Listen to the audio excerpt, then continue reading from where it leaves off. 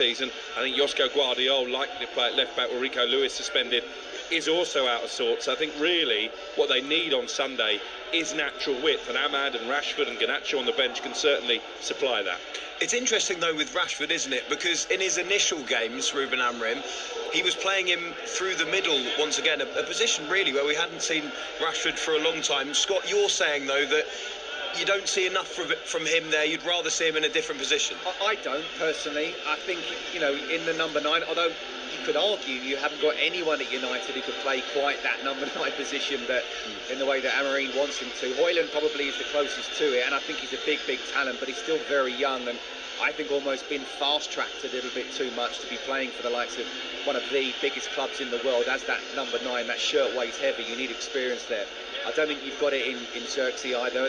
Marcus Rashford, for me, you need to rely on that number 9 so much. I don't think you can rely on him, but we know he's capable of moments, capable of brilliance. And, you know, Ruud Gullit used to say to us back in the day at Chelsea, I want to do 2 things that can affect the game.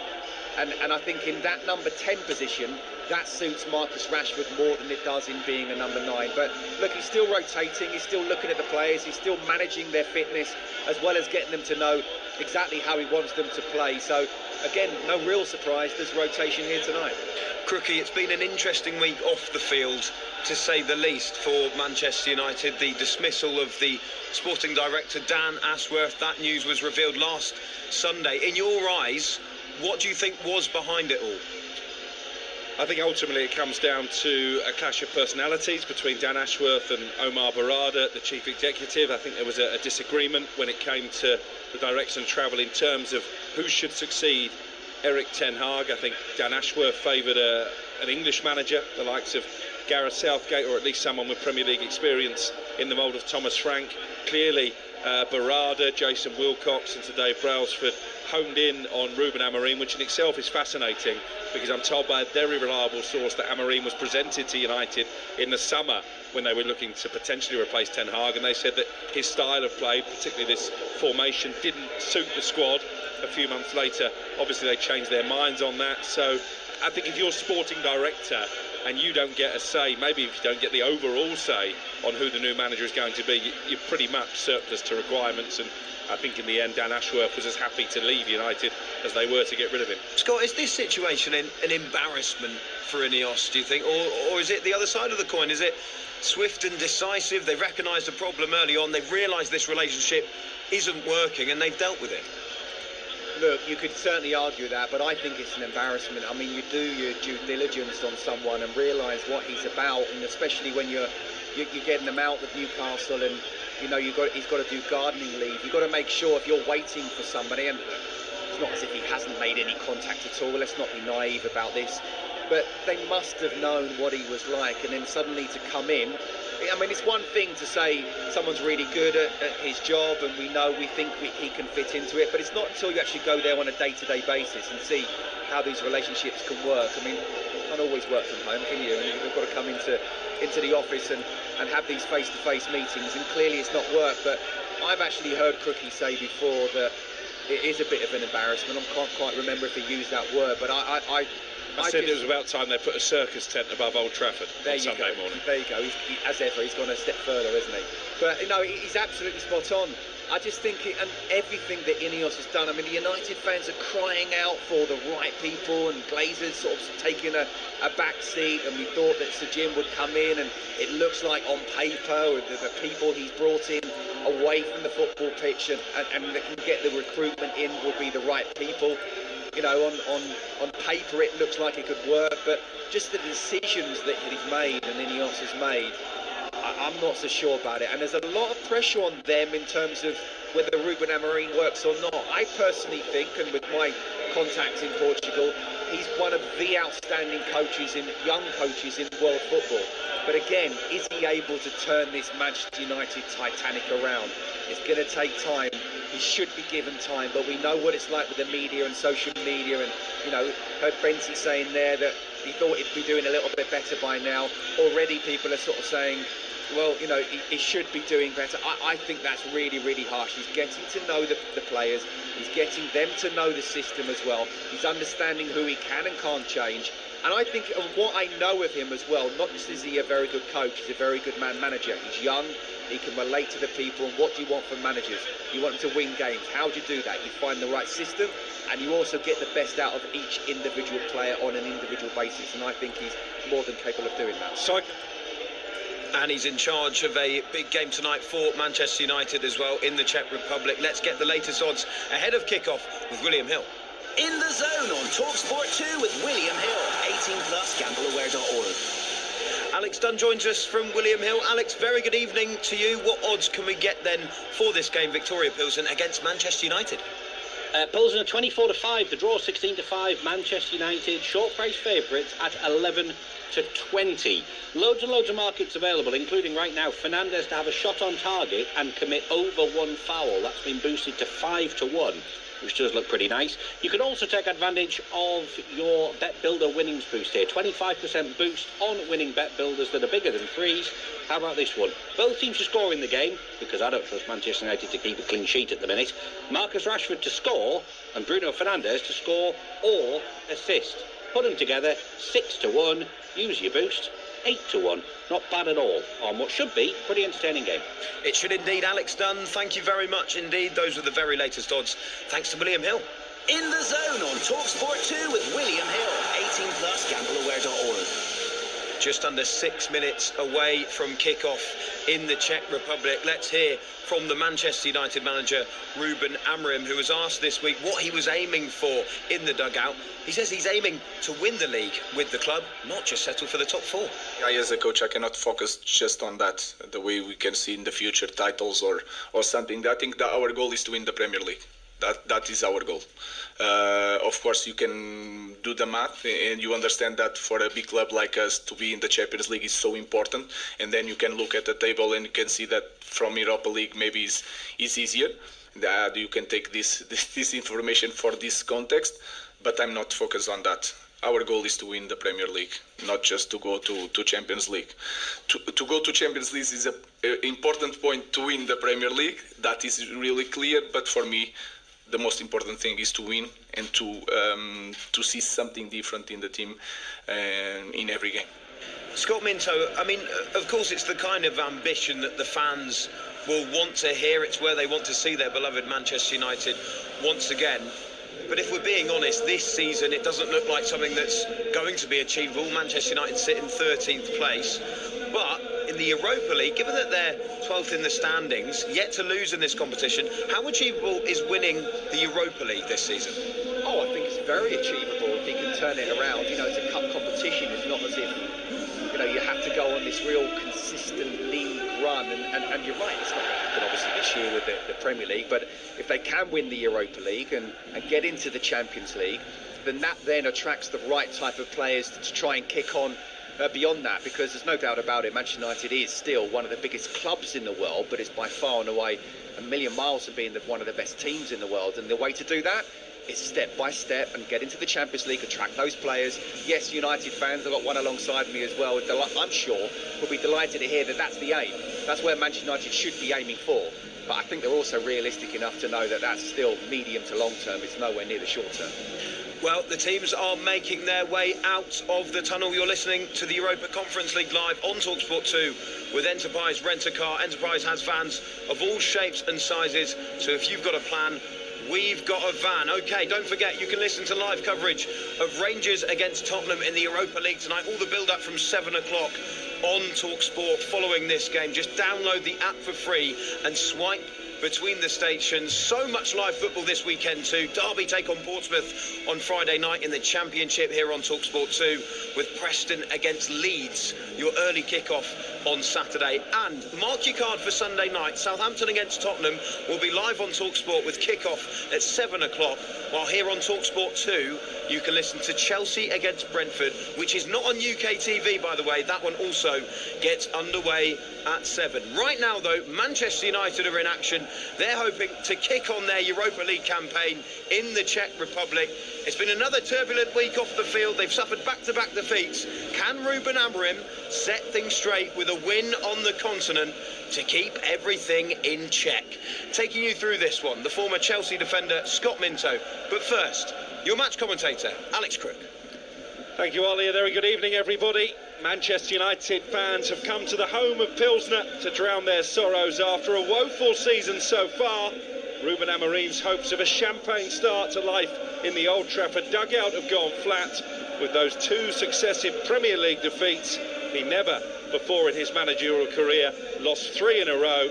Amorim is desperate to avoid that and desperate for a victory tonight to get his recently inherited team back on course for a top 8 finish to ensure their chances of going straight into the round of 16 are, be it today, gone tomorrow. Scott Minto, this is a huge night, isn't it, for Manchester United? I'm still recovering from that joke, Rookie. No, it is massive. You know, we look at the table, and this is where it's like the business end of the league table, isn't it? If they were to lose this and other teams win, then suddenly they've probably got to win their final 2 games, as simple as that. Whereas if they get that win, they can get towards that top 8, then they can just manage it. And there's no doubt about it from a playing point of view. You are thinking with such a big game of the weekend, just a little bit ahead.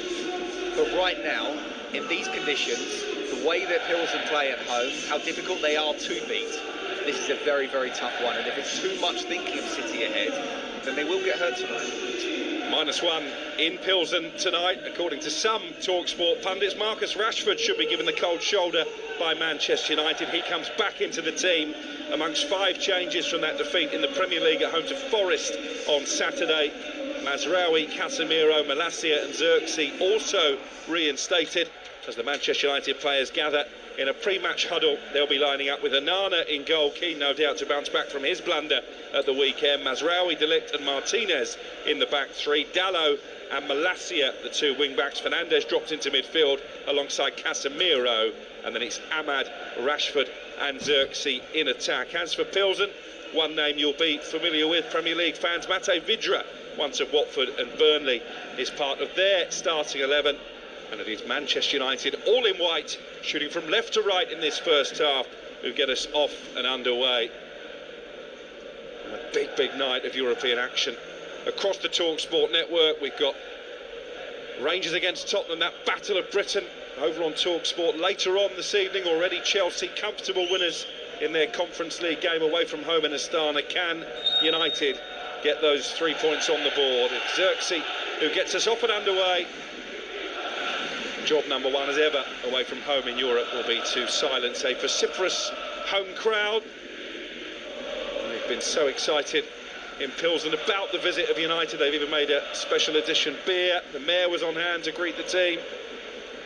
And they had a police escort from their hotel, despite the fact they were only staying 300 yards down the road. Manchester United, despite all their recent travails, they are still one of the biggest draws in European football. De Ligt out to Martinez. One of the big criticisms, Scott, of this back 3 so far is that they don't move the ball quickly enough. Will that be something that Amorim will be urging them to change this evening? Yeah, I think so. I think certainly in the medium to long term. I think tonight, where you touched on it, you quieten the crowd. You know, very, very loud here, difficult conditions, it is cold. What they want to try and do, obviously, ideally, is to try and get the early goal, but even if they can't do that, just pass the ball and, you know, keep the ball and get this crowd to be coming down a decibel or 2, because, you know, as I say, if they are able to get the first goal, Pilsen, then they will certainly be a very difficult team to beat. Diego Dalot taking a throw deep inside the Manchester United half of the field. It's over the head of Marcus Rashford, collected on the edge of the Pilsen penalty area by their goalkeeper Martin Jedlicka. He takes his time, robs his studs over the top of the ball and then plays it diagonally out to this near left-hand side as we look. Mazraoui into the challenge and Ahmad comes away with the ball for Manchester United, finds his captain Fernandes. And then Tyrell Malacia, who's played very little football, none at all last season, switches the play to this right touchline again, and Mazraoui. Ahmad dropping deepest into midfield and then trying to pick out Malacia on the far side, but it was a careless pass which is easily intercepted. Fernandes lets the ball go over his head, and Vidra, the former Watford man, just rolls it forward. One back in midfield by Fernandes. No real pattern to the game as yet. Possession changing hands at rapid pace. Martinez, the Argentine World Cup winner, tries to change that, plays it back to Matthijs de Ligt on the edge of the United penalty area, away to our left. Now Xerxes, that afro hair, drops into midfield. Rashford hugging the left touchline, wearing gloves on a frosty evening into the feet of Ahmad. Beat one Pilsen defender, couldn't beat the second. And then a foul conceded by Martinez on Vidra, right on the edge of the centre circle. And it's a free kick for the host, 0-0. Yeah, it's interesting watching Xerxes come off. He's a different type of player to Højlund, isn't he? Who I think likes to get the ball in behind and run onto it, use his pace. Xerxes not as quick.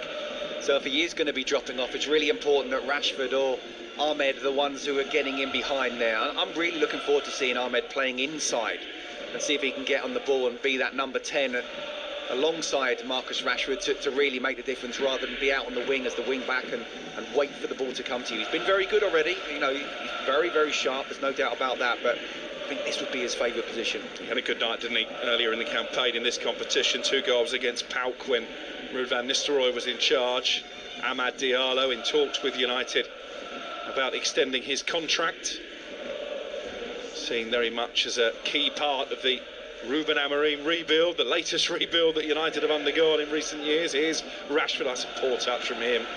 Cheaply gives the ball away in the Pilsen right back position, and then Bruno Fernandes steps in and pokes it back to Martinez to ensure that not much damage is done. I think it just shows the lack of form really that Rashford's in. It's not as if he wasn't trying there, he's looking up, he's seeing what's around, but and when things are going, you can have your head up and you know exactly how to touch the ball. And there he had his head up, and it was a terrible touch, really, wasn't it? Giving the ball away. The ball back on halfway with Martinez. 0-0. You're listening to TalkSport 2 on this busy European night. Busy week it's been, hasn't it? Brought you Manchester City's defeat in Turin last night. Arsenal's comfortable home win over Monaco. We were with Aston Villa in Leipzig. Gabi Akpom enjoying his travels on Tuesday evening. Did he get his suitcase back, by the way? I didn't know he'd lost it. Yeah, he lost it, yeah. He wasn't having British Airways at all. You can imagine he told the airport staff they were miles off it when that went missing. Here's Anana, rolls the ball out to Mazraoui, the Moroccan international, on the edge of the United area. It's very one-paced at the moment. Casemiro forward to Xerxes. Good touch from him. Gets away from his man, Joshua Xerxes, and races towards the penalty area. He's still going here, Xerxes. Can he get a shot away? This would be a magnificent goal. In the end, he tried to cut the ball back for Marcus Rashford, and sliding in to turn it behind for a corner was Samson Duet. Brilliant feat from Xerxes. I'm not sure he knew completely what he was doing, but it almost paid off. It was an incredible run. You know, I talked about how he hasn't got the pace of Højlund, and yet he somehow kind of bounced his way through 3 or 4 players. Showed great composure at the end, but just by going past the last defender, took himself away from goal, really. And as he tried to play the ball in, it was well defended from Pilsen, but a good run from him. 6 minutes play. Pilsen 0, Manchester United 0 in the Europa League. Amad Diallo about to take the game's first corner from this near right-hand side. The referee just delaying it being taken. Dallo and De Ligt amongst the United defenders who've been summoned forward. They've made a habit of conceding from set pieces in the past couple of matches. Could they potentially profit from one here? Diallo in the pink footwear puts his right arm in the air and plays it in left-footed. That's a woeful delivery, cleared at the near post. Out for a Manchester United throw on this near touchline, it stays goalless. Well, say what you want to say about Arsenal and the set pieces. They've shown how crucial that they can be. And when you get that chance to put the ball in the right place, you've got to beat the first man. That was a really poor corner. United dominating possession, without carving out too many chances of note so far. Andre Onana, all in yellow, has come a long way off his line to get involved in the play. He's picked up the ball now inside the D on the edge of the penalty area. He plays it out to the right-hand side of Mazraoui. Low ball into Amad Diallo. He was upended by the Pilsen captain, Lucas Kalvac, and it's a free kick for United just inside their own half. This game brought to you in partnership with TNT Sports, the home of European football. And that's cheaply given away by Joshua Xerxes. And Pilsen will come forward with Lucas serve. He's upended. And a free kick here, maybe within shooting range. Not for the first time tonight, Manchester United guilty of not looking after the ball properly, and Bruno Fernandes, in trying to stop the quick counter, slides in and probably is fortunate to escape a booking. I was just about to say, he's very lucky not to get a yellow card there. He's nowhere near the ball at all. And he's just stopped an attack, and I think he knew. He looked at the referee to see if a card would come out. It didn't, but it was a really poor pass from Xerxes, first of all. You've got to look after you. Again, and we talk about that number 9. It's such a key position, especially for a club like Manchester United. If you're going to be the lone striker, you need to be able to hold the ball up and not give the ball away. That's exactly what he did. And now, I'd say they're in a really dangerous position, but a chance to stick the ball into the box. Yeah, it is too far out for a shot. And about midway inside the United half, just to the right of centre. Kovac, the captain, is going to chip it into the penalty area. Now has come a long way and he's missed it. I think he may even have collided with his own man, Casemiro. It came off a Plzen head, but no real power on it. But once again, Andre Onana there, leaving his goal line, and Casemiro looks in a lot of discomfort, Scott Minto. Yeah, and the players are going to him, and he's just sort of saying, just leave me alone. But it was a ball, a difficult ball, I'm sure. It would have been offside. He's absolutely kiboshed him, hasn't he, Casemiro, as he, Onana, as he came flying out there. Do you know what, though, Crookie? I don't mind that. I don't mind you coming out and get your own, even if you get your own player, but you've got to make sure you get the ball. You know, you want your goalkeeper to be so commanding that sometimes, you know, this type of thing can happen. Very brave from Casemiro. We know he's actually good in the air, isn't he, and can score goals with his head. Obviously trying to help out his team here. I don't mind a goalkeeper just basically coming through and scaring everybody, but you've got to get the ball, and he didn't. Casemiro down, receiving treatment, so an opportunity for me to tell you about some of the live football we've got coming your way over the next few days. Over on Talk Sport at 8 o'clock this evening, Rangers against Tottenham. Ange Postecoglou guaranteed of a hot reception. The former Celtic manager taking his Spurs side to Ibrox tomorrow night. Here on Talk Sport 2, we've got Derby against Portsmouth in the Championship. That's also an 8 o'clock kickoff on Saturday.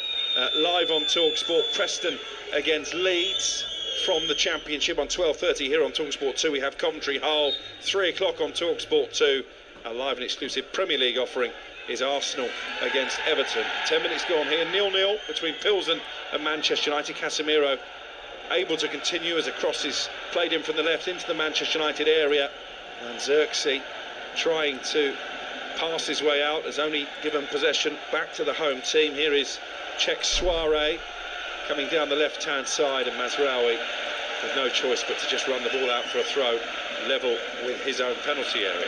The thing is, these are difficult conditions, not necessarily because it's cold, although that can add to it, but the pitch is quite bobbly, so if you want to play that passing out from the back, the passes have to be absolutely spot on. We've already seen Xerxes give the ball away, where Bruno Fernandes was lucky not to get a yellow card, so again, it's one of those nights where you've got to play to the conditions. If it's on, play it, but if it's not, make sure you don't make a mistake. Plzen manager Miroslav Kubek just come out to issue some instructions. He admitted yesterday he's a boyhood Manchester United fan, used to idolise Wayne Rooney. So a big night for him as well, as a long throw comes into the Manchester United area. Onana comes and only half punches it clear again. Very unconvincing from the goalkeeper, and it's left to Malacia to volley it clear left-footed. It's been a difficult start to the evening for Onana, fresh from that mistake at the weekend, and Plzen coming forward again. Cross from the right-hand side, cleared by Martinez, and then Bruno Fernandes just lays it off to Malacia. Can't get out here, Manchester United, against the team's second in the Czech League. Deep cross into their penalty area. Dalot lets it sail over his head, brings it down in the right-back position, and then exchanges passes with Mazraoui. Dalot with a left-footed ball into midfield. Better there from United. Fernandes is going to try and play it long, looking for the pace of Rashford, intercepted by the Plzen captain Kovac, and they're back in possession down the left-hand side with Soiree. He goes long upfield. Mazraoui's going to have to deal with that aerial ball, plays it down the right wing to Dalot. Dalot back in field to Mazraoui once more. They're hunting in packs here, the Plzen players, every time a Manchester United player is in possession. There's a red shirt in very close proximity. Good ball though from Dalot, wasn't it? Just inside to Bruno Fernandes, was able to turn on it, and he was trying to play that ball over the top, which if it had have made it, Marcus Rashford would have been chasing them through on goal as well. When Xerxes just drops in, as I say, either Rashford or Ahmed need to try and go in behind, and I actually think Xerxes is more of a number 10 than a number 9, and can do well in this position, but it's a lot of number 10s that Manchester United have potentially. Dalot forward to Xerxes, holds it up neatly under pressure, tries to roll it forward for Ahmad, didn't quite find him. Fernandes keeps United on the front foot. Ahmad forward to the Portuguese. Fernandes with a pullback, cleared away on the edge of the 6-yard box, but that was a decent attack, and then Dalot in trying to win the ball back. It's just caught Suarez with the elbow. It's going to be a free kick for Plzen in their left-back position. It stays goalless. We played 13 minutes. Yeah, I wonder whether the referee's assistant has given it for a goal kick because the ball went out.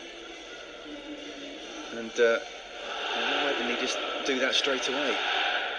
But look, it's been a decent start from United. First of all, they haven't conceded. Second of all, they have had most of the possession. They haven't created too many chances, but they've been the better of the two sides so far. As I say, it is only just coming up to 15 minutes on the clock, but so far so good. Ball played forward by the Plzen goalkeeper Jedlicka.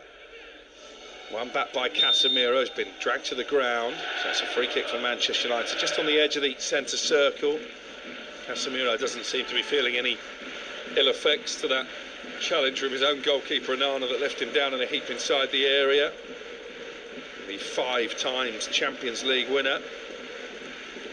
Did once score here actually in a 5-1 victory for Real Madrid in that competition, Casemiro. He is Matthijs de Ligt, the youngest player ever to play in a Europa League final, part of the Ajax side beaten by Jose Mourinho's Manchester United back in 2017. He plays the ball forward looking for Dalot, well defended by Suarez, slides in and clears the ball for a throw. I think it shows what the pitch is like though, doesn't it? He slides in there first and it's could easily have done his knee and twisted his knee. The pitch is completely dug up. Yeah, not easy conditions at all. Coming away in Europe this time of year often has its own challenges. That's better from Rashford, cutting in field and then just chipping a ball out to this right-hand side, and Dalot midway inside the Plzen half, back to Casemiro in the central midfield position. Now de Ligt inside the centre circle. Plays it forward to Bruno Fernandes. 15 gone. Plzen 0, Manchester United 0 here on TalkSport 2. Amad Diallo confidently sprays the ball out to the left-hand side to Martinez. Quite a few of the United players, Martinez included, wearing gloves tonight.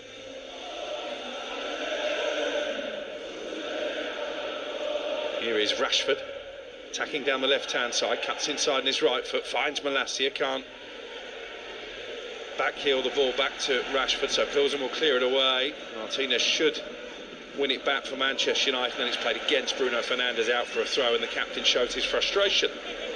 Yeah, just a little bit scrappy the game at the moment, isn't it? You see United trying to get on the ball, but not able to really get some passes going. And again, it is down to the pitch. But with Plzen being so strong at home, I think Ruben Amorim would be pretty happy with what's happened so far. Just can they convert this possession into chances and then chances into a goal? They don't usually have problems scoring away from home in Europe, Manchester United. It's defending a lead. Even if you go back to their ill-fated Champions League campaign last season, they scored plenty of goals on the road, but really struggled to win. Ended up finishing bottom of a group that included Copenhagen, which in itself is an achievement. And despite their struggles in the Premier League this season, their worst ever start in that competition, they are unbeaten in all 8 of the cup games they've played. They've got a quarter-final in the EFL Cup against Tottenham live on TalkSport next Thursday, and if they win this one with a home game against Rangers and then a trip to Bucharest to come, you would fancy them to cement themselves in the top 8 and salvage something from their early season woes. Here's Onana. He's played his clearance straight against Vachelin. Could have gone anywhere off the Plzen striker, and it bounces harmlessly wide to this left-hand side, but another nervy moment for Andre Onana. Doesn't look at all comfortable, the Manchester United goalkeeper, as Mazraoui wins it back inside the penalty area and then gives it away on the edge of the box. Sliding in there was Casemiro to win it back, and then it's a drilled shot high over Onana's crossbar from Lucas Serve in midfield. 0-0. He looks like he's definitely suffering in confidence, isn't he, the United keeper? Trying to get the ball, trying to act as if he's cool. But Vachelin very nearly got in. If he had done, it would have been a simple tap-in, open goal. I did wonder when I was planning for this game tonight if it might be the opportunity for outside Bayındır, the 6'6" Turkish international. It's been limited to just 2 League Cup appearances so far this season, but with that mistake that Onana made at the weekend, I know he's rated highly Bayındır. I wondered if it might be an opportunity to throw him in, but Onana keeps his place, and he has made a nervy start to the game. 18 on the clock, 0-0. In Plzen, around about 48 miles from Prague. Here's Xerxes, left edge of the penalty area. Couldn't get the ball out from under his start, and it's cleared away by the goalkeeper Jedlicka once more, and picked up on halfway by Matthijs de Ligt. De Ligt will go back to Onana, wearing those blue boots, the Cameroonian. He plays it out to the edge of the penalty area, and Mazraoui. It's all a bit tentative, a bit safe from Manchester United at this moment in time. Not really what many of these travelling fans have grown up watching. No, but it's not an easy place to come, Cooker. We've already talked about that, and this is far from the United side that the United fans, yourself included, grown up watching. It's okay, so far so good. Here's Rashford, infield to Bruno Fernandes, slightly behind the captain, but he keeps possession. Rashford wants it back to his left-hand side. Fernandes goes short to Casemiro, who backheels it into Rashford. Xerxes wanted Rashford to continue his run. He played the first time pass. Rashford had stopped, and that allowed Plzen to get it clear. Back with Martinez now, just inside the Plzen half. 19 on the clock, and it's 0-0. Here's Tyrell Malacia, raiding down the left, coming in field, finding Casemiro, around about 15 yards from goal. Decent ball out to Dalot. Dalot heads it towards the penalty spot. Xerxes couldn't get there, ahead of Václav Jamelka. Now Mazraoui back to Casemiro once more. United trying to move the ball a little bit quicker in the last 60 seconds or so. Back to de Ligt though. They're going to build again from the heart of that three-man defence that Amorim has made his trademark. Brought him so much success in Portugal. Here is the Argentine Martinez once more, well over the halfway line, forward to Malacia. A little step over from Rashford because he got the shout from Xerxes, but the captain Kovac wins it back only momentarily. Martinez quickly regains possession for Manchester United. I think it's one of those games where, as much as you want to see United so much on top and creating chances, again, we talked about the conditions, the weather, we've talked about the pitch, we've talked about how difficult they are to beat in this place, Plzen. You know, I'm sure United fans will take a very scrappy 1-0 win, and what I would say, without them creating too many chances, is they are dominating the board at the moment, and that's what they want to do. It's a very different opening 20 minutes to that harum-scarum game against Bodo Glimt, Amorim's first European game as United manager. They won 3-2 in the end, but gave up plenty of chances. Let me tell you, Bodo Glimt at home are a very good side as well, so if that had been United going there, I wouldn't have fancied them. So to play at Old Trafford, I think has done them a real favour. Now we're in a difficult place again. You know, can they find a way to win? As I say, they're dominating the ball at the moment and possession without creating too many chances, but this is what we can hope for at the moment. I think it's helpful as well. That game against Rangers in a few weeks' time is also at Old Trafford. Even though they're not going great guns domestically, Ibrox on a big European night, as Tottenham will probably find out later on TalkSport, is not an easy assignment. Absolutely. Onana forward to Xerxes, poor touch from him, and it's immediately won back by Jamelka, who plays it back to the edge of his own penalty area, and the goalkeeper Jedlicka. 6 clean sheets in 18 games in all competitions this season for him, and he goes long upfield looking for Vidra. Lovely pluck from the sky, and then Vidra into the penalty area, trying to get away from Martinez, cuts the cross back. It's easily dealt with by Casemiro. Now Xerxes trying to hold the ball up, does well. Fernandes forward to Ahmad. He's got Rashford and Fernandes in support. Opts to go to his left and Rashford, when maybe Fernandes was the better option. And then Rashford's attempt at a cross is absolutely terrible. Lashes it over the crossbar, looks to the ground in frustration, but the ball, Scott, should have been out to Fernandes on the right, shouldn't it? Yes, absolutely. He was in. I mean, first of all, it's really good play from Xerxes. We talked about how important it is to hold the ball up, and he did that. And Ahmed almost just seeing Marcus at the side of his eye. And I don't know if it's one of those, and sometimes you do get it when you come into a side and, you know, you almost look up to someone, you want to give them the ball as much as possible. But definitely Bruno Fernandes was more in if it had looked the other side. The reaction's telling though, isn't it? As soon as he's made a hash of the cross, he looks down at the pitch, he looks forlorn. Marcus Rashford. If you compare that to the Marcus Rashford of old, it was 9 years ago in February that he made his debut in this competition. He scored twice against Midtjylland. He was a fresh-faced kid. He had a big smile on his face. He looked delighted to be playing for Manchester United. Now he looks like he'd rather be anywhere else. How long do you want to talk about Marcus Rashford for? Because we could talk for hours, couldn't we? You know, I do feel for him to a point. I don't think he's had any good senior pros in the dressing room to really look up to. But at the same time, it's down to him to sort it out. Here's Ahmad, racing towards the penalty area. Cuts in on his left foot. Can he get a shot away? Deflected. Makes it a little bit awkward for the goalkeeper. But he gets under the ball, Jedlicka, and pats it down and then gathers at the second or third time of asking. I mean, I played against the likes of Keane, Scholes, Giggs, Beckham, you know, Kanchelskis as well, and Mark Hughes and Cantona. Now, imagine all those in the dressing room, what they would have said to Mark as he was coming through and maybe getting a little bit in the spotlight, you know, making sure that he was absolutely bang on it day after day after day, and he hasn't really had that. So really it's got to come from within now. And he hasn't got too much longer. He's 27 years of age. He's just given the ball away again. Marcus Rashford, and put his team under trouble. Martinez gets there to usher it back to Onana. We've played 24 minutes. It's Plzen 0. Manchester United 0 in the Europa League. You're listening to TalkSport 2 in the company of the former FA Cup winner with Chelsea, Scott Minter, myself, Alex Crook. Here is Bruno Fernandes. Comes raiding down the left for United. He's got Malacia ahead of him. Rashford's come infield. Fernandes with the side forward pass to Casemiro. Now Dalot coming in from the right touchline. He's got Ahmad ahead of him. Ahmad with room to turn 10 yards outside the penalty area, but no real movement from the white shirts around Ahmad, so he comes back for Mazraoui, and then Casemiro puts Fernandes in trouble, and Plzen have it back with their captain Kalvac, who will come forward. Malacia does well, facing his own goal, regains possession.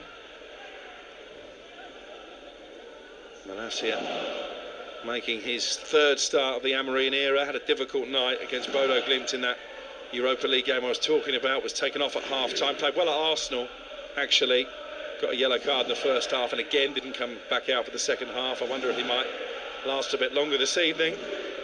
Brings a bit of natural balance, doesn't he, with Dalot moving across to the right-hand side, Malacia on the left, still no Luke Shaw in the travelling party due to injury. Such a key word in a team, balance. It really is, as we saw with England in the Euros. There's no balance there. I just think you got Dalot on one side, on the right-hand side, Malacia on the left. It does give that balance. Here's Ahmad. Spreads the play out to the right, and Dalot. Manchester United dominating possession, but still the goalkeeper, Jedlicka, hasn't really had a save to make. Fernandes in the centre of the Viktoria Plzen half. 0-0 the score on TalkSport 2. De Ligt will bring it forward, the Dutchman. Out to Rashford, first time layoff to Martinez. Everybody in a white shirt over the halfway line. Back with De Ligt, and now Martinez looks up, and it's these sideways passes across the back three that we saw a lot against Forest at the weekend. Rashford with a little flick, gives it away again in midfield, wins it back to his credit, this time Marcus Rashford, and Ahmad leaves it for Fernandes to come sauntering forward. Bruno Fernandes running towards the penalty area, had options, he ran into trouble, but United still have possession. Ahmad's been hauled over then. Another cheap free kick to concede from Vaclav Jamelka, and an opportunity for the visitors to load up the penalty area. 0-0. The thing is, I mean, we talked about Rashford just gave the ball away there. There comes a point where, you know, a pass, you've got to try and look forward. And that's what he was trying to do, a little flick that didn't come off. I don't mind that, as long as, you know, you've got that kind of protection. Or if Plzen come on the counter-attack, Bruno Fernandes just tried something similar and gave the ball away. We can't criticise him for trying things, but at the same time he's got to try things at the right time and just show that body language to be spot on. Fernandes to play in the free kick, right-footed. Xerxes got something on it. Casemiro stuck out a leg, couldn't get there. It's behind for a goal kick. Xerxes looks up to the heavens. Maybe could have made a cleaner connection on the header. Maybe Casemiro should have gambled a bit more. Martinez was in there as well. That was a wicked delivery from Fernandes, not really made the most of. He's so good at set pieces, Fernandes, isn't he? And he's jumped up Xerxes, and he's kind of missed it. Slices of flicks. If he gets a proper connection on it, then who knows? He was still quite far out, and the keeper would have had time to try and dive. But good ball in again. Set pieces very important in tight games, and this is certainly proving to be one. So a cold night in Plzen, just as cold in Zurich, I'm told, where the draw for World Cup qualifying takes place tomorrow. Thomas Tuchel, despite the fact he doesn't start work until the new year, will be part of the FA contingent. So too will our England correspondent Faker, others, bringing you all the reaction. There's a possibility England could find themselves in the same group as some of the home nations. You'll be able to hear how that unfolds across the TalkSport network tomorrow, by which time Manchester United will hope to have had an away victory in the Europa League safely tucked away. They've never won in the Czech Republic though. 4th visit, 2 draws and defeat from their previous 3 excursions to this part of the world. We have 17 minutes of the first half to play, and we await the first goal as Malacia gives the ball away in the left-back position. Vidra linking up on that right-hand side. Good cross into the centre and a woeful touch from Vashelin. He was offside anyway. And the flag really spared his blushes because it was a decent delivery from the right wing. He got away from his marker. It was only just the wrong side of Martinez, the deepest of the United defence, and it bounces off his shin and behind for what would have been a goal kick. Yeah, Caddo just did. Malacia there got half a yard and whipped it in. Vashelin should be looking along the line, or should realise where the United defenders are, but because he was kind of past the near post, he wouldn't have been able to do too much with it anyway. Yes. It just goes to show how dangerous they can be, Plzen. Well, he scored 6 goals this season, Daniel Vashelin, in all competitions. And as much as we bemoan the lack of chances that United have carved out, the same can be said of Viktoria Plzen. They're a cagey game so far. They do usually score. In fact, they've scored in 15 of their last 16 Europa League home games.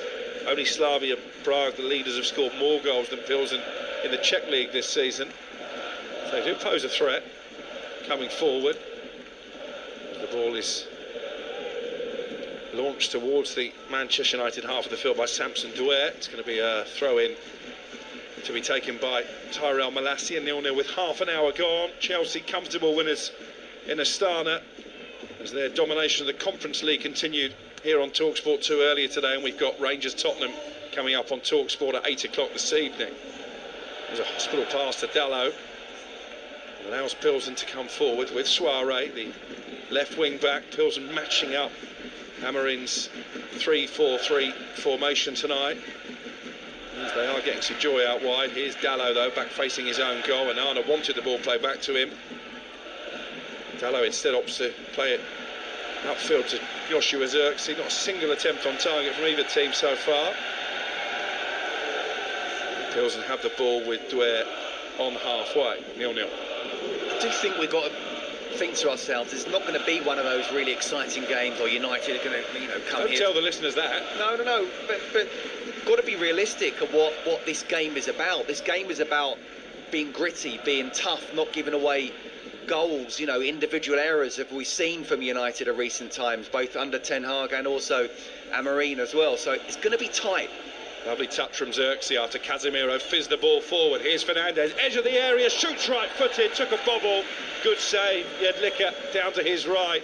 That was crisp from Manchester United. A quick-fire attack, and Fernandes almost finding the bottom corner. Decent save. Yeah, and it's going to be tight, and you've got to realise that, it's a tough game, and to come away with 3 points if they can would be brilliant, but that's what you want to see. Bruno Fernandes, he's acting like a captain, a leader on the pitch there, put in a great ball just a couple of minutes ago on a set piece, then finds himself running from the halfway line, runs all the way to 20 yards out. It's a really good strike, and it's a really good save as well.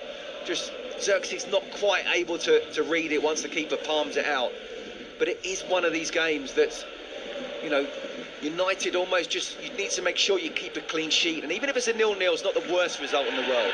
Mate Vidra has been bundled over by Mazraoui. The Moroccan is flabbergasted. A free kick has been given, but it's in a promising position. Left-hand side, not too far shy of the 18-yard line. You are listening to Viktoria Plzen against Manchester United in the Europa League, live on TalkSport 2 with Enterprise Rent-A-Car, whatever the mission, home or away. Enterprise helps over 120,000 people every day. Decent set-piece opportunity, Scott Minto. Yeah, and again, we've seen United concede from set pieces, and now this is another little test. Can you handle it?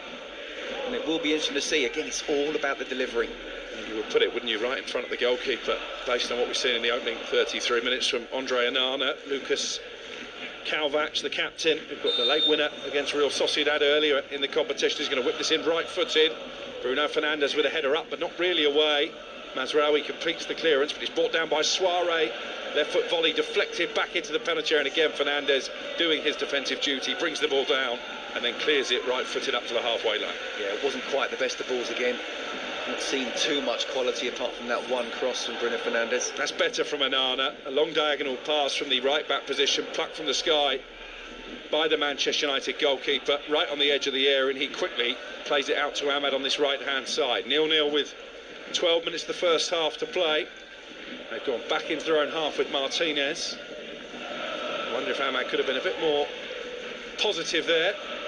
Yeah, there were two defenders chasing him, but I just thought almost just kick the ball ahead, and he's really quick, isn't he? And just test the pace of the people trying to chase him. In the end, he turned round and played the safe option, and I just wonder, you know, whether with a little bit of time, once they start winning games, back-to-back victories, that then he would have just absolutely gone for it. They have only lost one of their last 16 in this competition, Manchester United. That was when they were knocked out by Sevilla a few seasons ago now. Ball is on the halfway line, and Matthijs de Ligt sliding in to make sure that United have it. Now Casemiro skips away from one challenge, prods the ball forward to Rashford, who under pressure manages to find Fernandes inside the centre circle. Fernandes looking for Xerxes.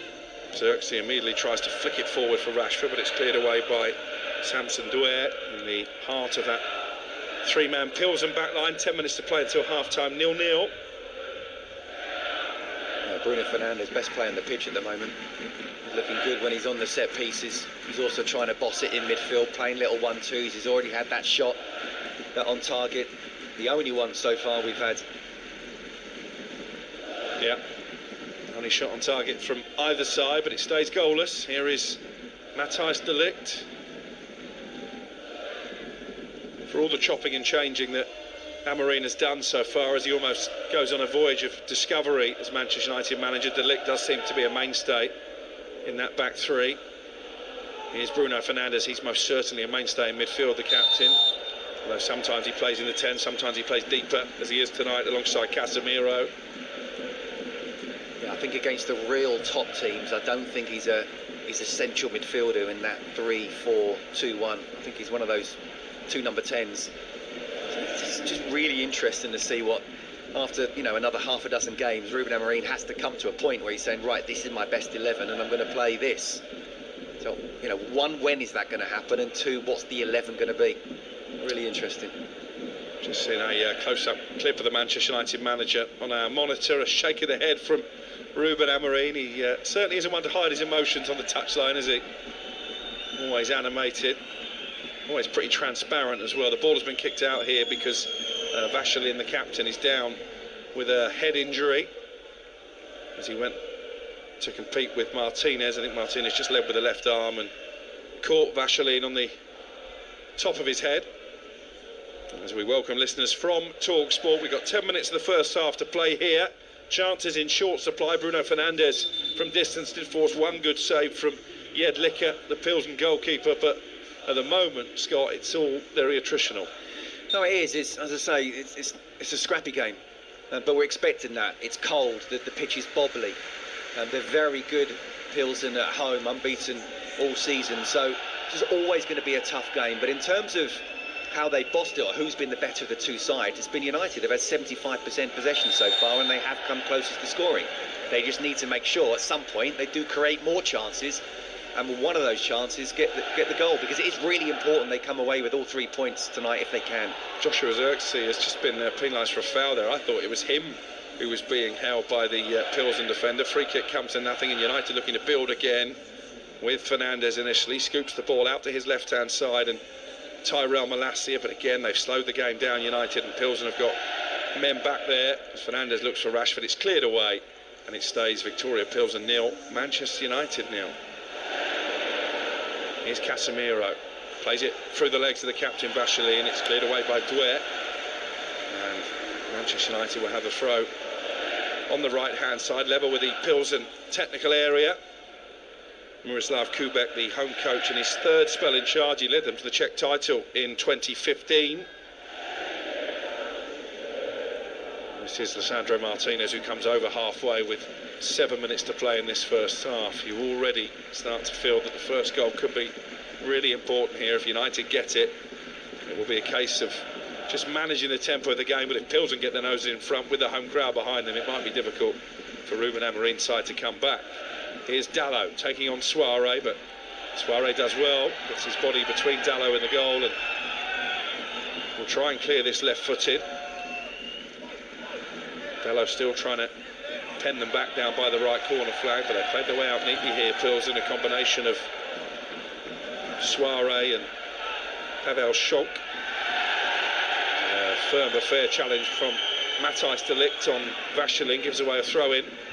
Someone's got to help Darlow out there. He's tried to go down the right wing, and I have to say, Suarez defended very, very well, and not just in that particular instant. And then they're almost playing between the two of them, and Darlow's going through a little bit of doggies back and forth. Someone's got to push in and try and help, especially when they're right by the corner flag. Bruno Fernandes sweeps the ball out to the left of Malassi. Here's Lisandro Martinez, just inside the United half, forward to Rashford. First time layoff, back to Martinez. Then de Ligt under pressure from Vacheline, plays it back to Onana in goal.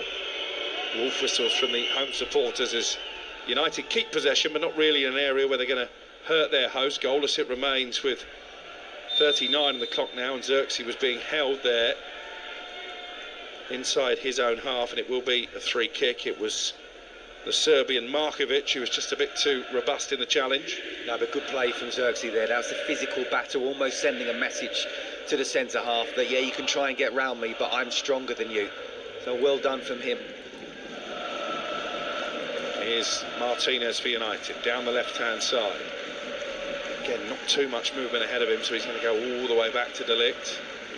Usually the furthest back of that three-man United defence, and Arna now in possession. Looks up, assesses his options, plays it short to Mazraoui on the edge of the penalty area. Of all the signings that United made in the summer, £200 million worth, Mazraoui at £17 million, looks like the pick of them so far. So, ball with a lot of pace on it that Onana played out to Martinez. On this surface, I'm not entirely sure that's what you should be doing. Forward it goes to Joshua Xerxes, dispossessed this time by Markovic, and Plzen have it back. And that's where Xerxes needs to be stronger. I mean, United fans will know about the guy I'm about to talk to that I played with, Mark Hughes. You play the ball up to him and he can have two defenders hanging off him and bring the ball down and play his midfield in. When you're away from home, you've got to be stronger than that. Funnily enough, that came up on the Inside Devils YouTube show this week. You can find it on the usual TalkSport platforms. Ollie Murs, our special guest, and he was bemoaning Rasmus Højlund as a number 9, not holding the ball up properly. Is that fair? No, it is fair, but I don't think he was ready. He's an incredibly talented player. He's very quick, he's strong.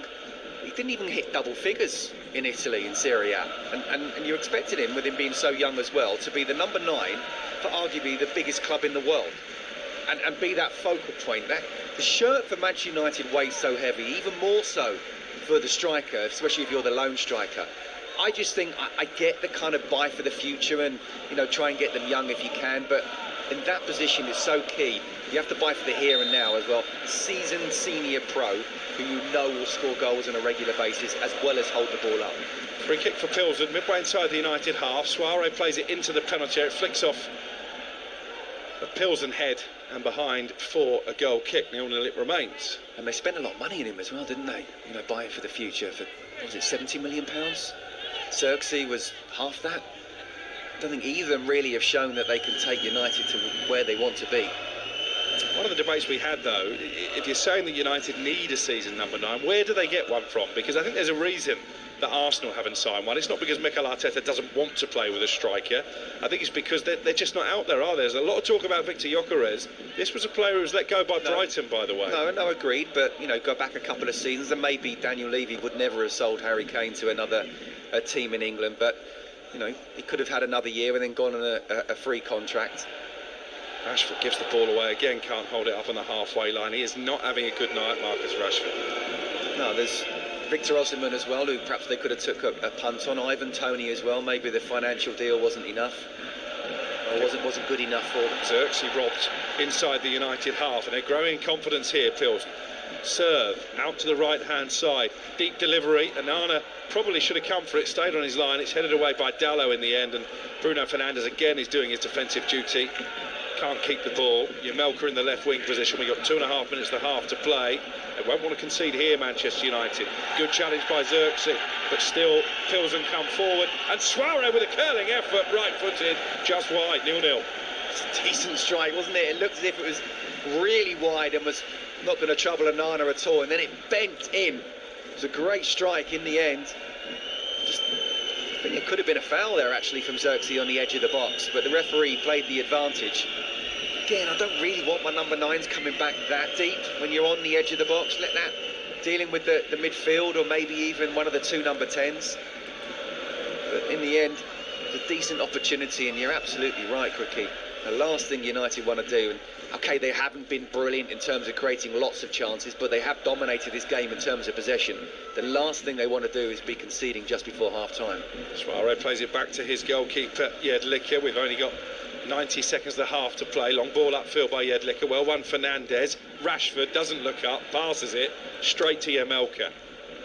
I'm not sure how many times in this first half Rashford has found a teammate. Yeah, I feel your pain. I'm not trying to look for the positives, but there's been a couple of times where he's tried something different. Here he is again, Rashford. This time he does pick out Amad down the right-hand side. 0-0 the score into the last minute of the first half. But he just looks like when he gets the ball, he's not ready to go. He doesn't know what he's already going to do and needs to take an extra touch or two. And don't get me wrong, the pitch is bad here, but all the top players, they know what they're going to do before they even receive the ball, and he just looks a little bit slow and cumbersome. Martinez into Rashford, turning inside the penalty area, looking for Xerxes. That was well defended by Markovic, slides in and clears, but it's picked up by Malacia. Suddenly it's United who are ending the half the strongest, and it's Rashford here on the edge of the penalty area into Bruno Fernandes. Can he pick out a teammate in white? Fernandes rolls it to his right-hand side, and Mazraoui. Amad pokes it out to Dalot on this near touchline. We're about to see how many added minutes there will be. Dalot tries to take on Suarez, fails to do so. Suarez slides in. Vidra lets it run underneath his studs, and here come Pilsen on the attack. It's very open all of a sudden. Serve has been fouled by Rashford, and that may well be the first yellow card of the evening. It is, and it does sum up his first half really, doesn't it? Again, just not reading the situation, not dropping in at all first, and then it looks like he's trying to get back, but he isn't, and just pushes him over. No complaints whatsoever, not even trying to make an attempt with the ball with his feet, and just has both hands on his back. 3 minutes of stoppage time at the end of the first half. You're listening to TalkSport 2. Viktoria Plzen 0, Manchester United 0. Free kick played forward. Here's serve. Right-footed cross for the left-hand side. Martinez leaps well and nods it clear, and then Rashford helps it away into the centre circle. Will come forward again. Malacia misses his header. Another opportunity for Vacheline to try and get himself into a crossing position down the right-hand side. Casemiro plays it against Vacheline, sensible, and it's out for a throw. We discussed it, didn't we, on the Premier League All Access podcast? What's going to happen with Marcus Rashford? Who's going to come in for him with the fee that they'd want, and even if they don't want that much, the wages that he would want, that he's already on at the moment, and he's got a long-term contract. Really important for Amorim to try and somehow get the best of him. But what he's seen so far, again, you don't always have to be brilliant, but you have to look as if you want him to be as sharp as possible, and he hasn't so far in this first half. What can he do here, Rashford? He's picked up the ball from Dalot, comes in field, finds Fernandes. Fernandes out to the left of Malacia. They've got 2 in the centre, over the head of Xerxes, nodded away, but it should be picked up by Mazraoui on the edge of that Pilsen penalty area, away to our right. Here's Dalot now, into Amad. Amad 5 yards outside the box. He's going to switch the play to Malacia. He brings it down neatly. Again, I think he wanted Rashford to make a run ahead of him there. Rashford comes infield. Little Rabona from Fernandes. Rashford with a cross straight into the arms of the goalkeeper. You're listening to Viktoria Plzen against Manchester United in the Europa League, live on TalkSport 2 with Enterprise Rent-A-Car. Enterprise has vans of all shapes and sizes. If you've got a plan, we've got a van. I wonder what Ruben Amorim's plan will be for the second half. Yeah, I don't think he'll make any changes at half-time. He'll certainly be absolutely delighted with the clean sheet so far. But going forward, Xerxes battled hard without being brilliant. Ahmed has looked a little bit dangerous, but hasn't really done too much or been able to open his legs up. Marcus Rashford is the one. He's such a big thing. If Amorim can somehow get the best out of Rashford, then this United side looks completely different, but I'm not so sure he can. We're on 9 points so far, Manchester United. 2 wins and 3 draws as a long-range shot comes in, as easily saved by Anana. They started this round of games in 12th place. Rangers currently occupying the final of the top 8 automatic spots, just a point ahead, so it is tight. A point wouldn't be the worst result in the world, but they would really want all 3 as the half-time whistle sounds. A fairly uneventful evening so far in Pilsen. Bruno Fernandes' effort beaten away down to his right by Martin Jedlicka, the closest either team have come to scoring. Fernandes very animated with his teammates as he makes his way off.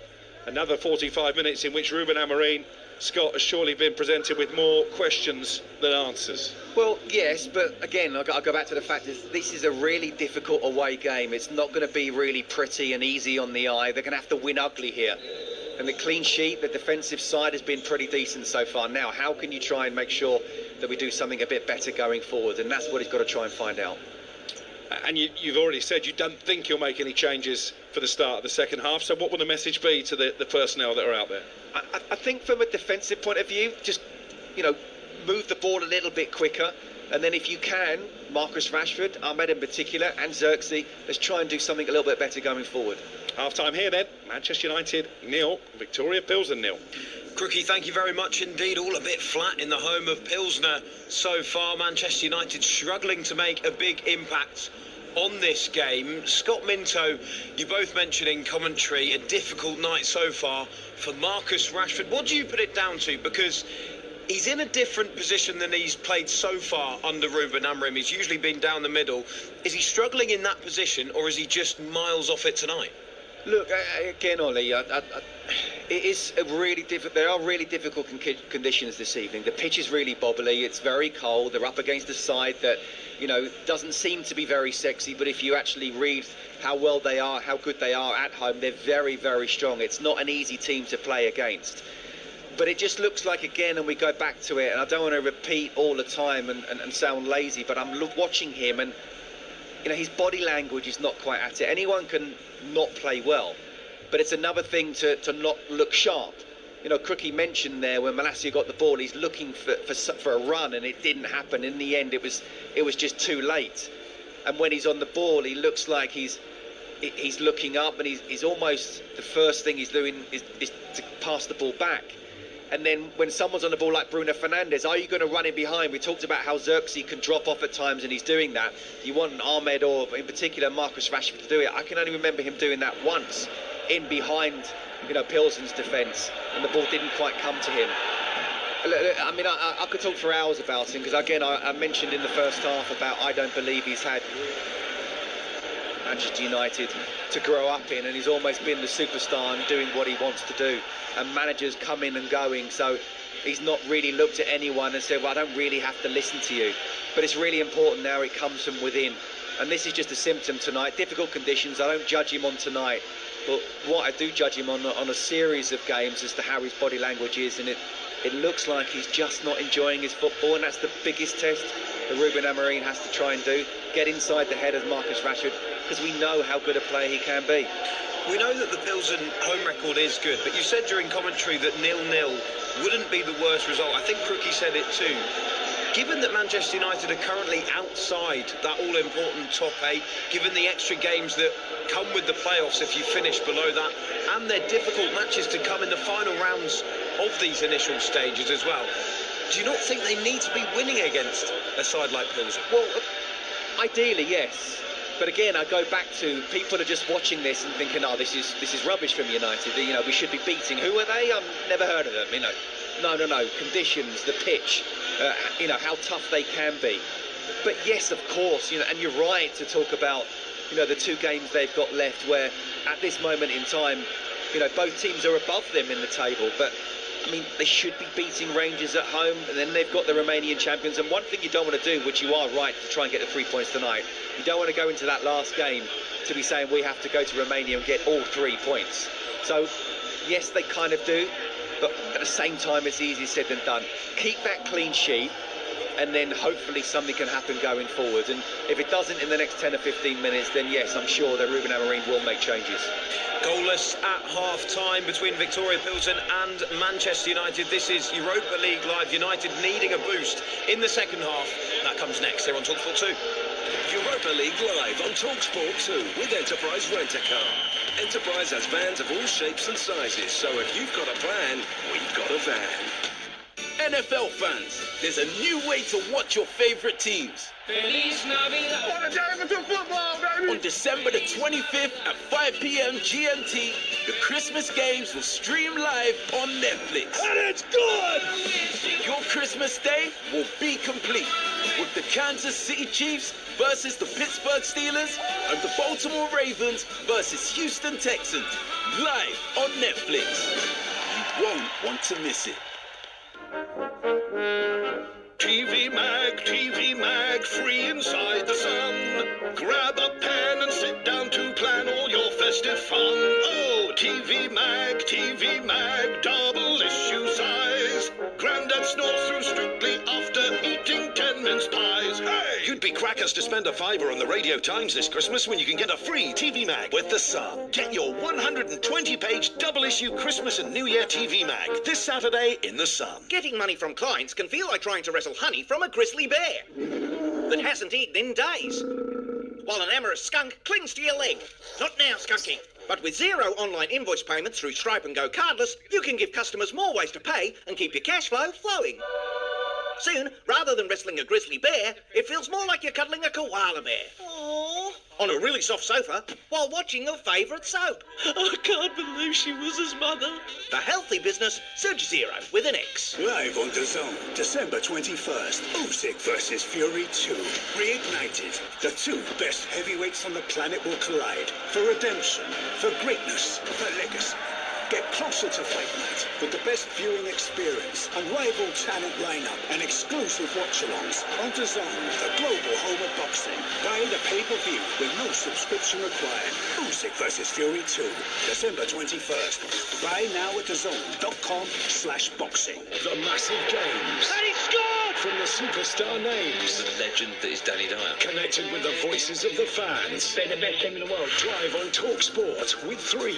Listen to Andy Goldstein and Darren Bent every Friday from 4 as they showcase a hat-trick of essential weekend fixtures, connecting you to 3 of the biggest matches from across the national leagues. The Big Football Network on TalkSport with 3. Football needs a big network. Keep connected to the team you love on 3. On TalkSport and TalkSport 2. Throughout December, unwrap 50 fantastic live football fixtures. How big a goal is that? You know what you're getting for Christmas on TalkSport, don't you? Yes, live football. Oh, what a goal! For TalkSport ST50, jingle bells, jingle balls, jingle bells. Oh, what about that? On TalkSport and TalkSport 2. Ho, ho, ho. Live Europa League football on TalkSport 2.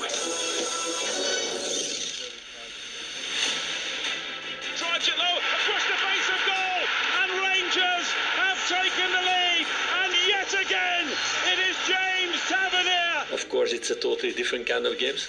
We're going to compete in that way, and it's a really nice challenge for our squads. It feels like there's a lot riding on this. You know, you're thinking about Derby-ish and its atmosphere and all the rest of it. Rangers' point of view, the spine of the club is not right. Reverse ball for Angelino, through a crowd and bundled in, and there is the equaliser, and it's Mats Hummels, nearly 30 shots, but they couldn't put Roma away.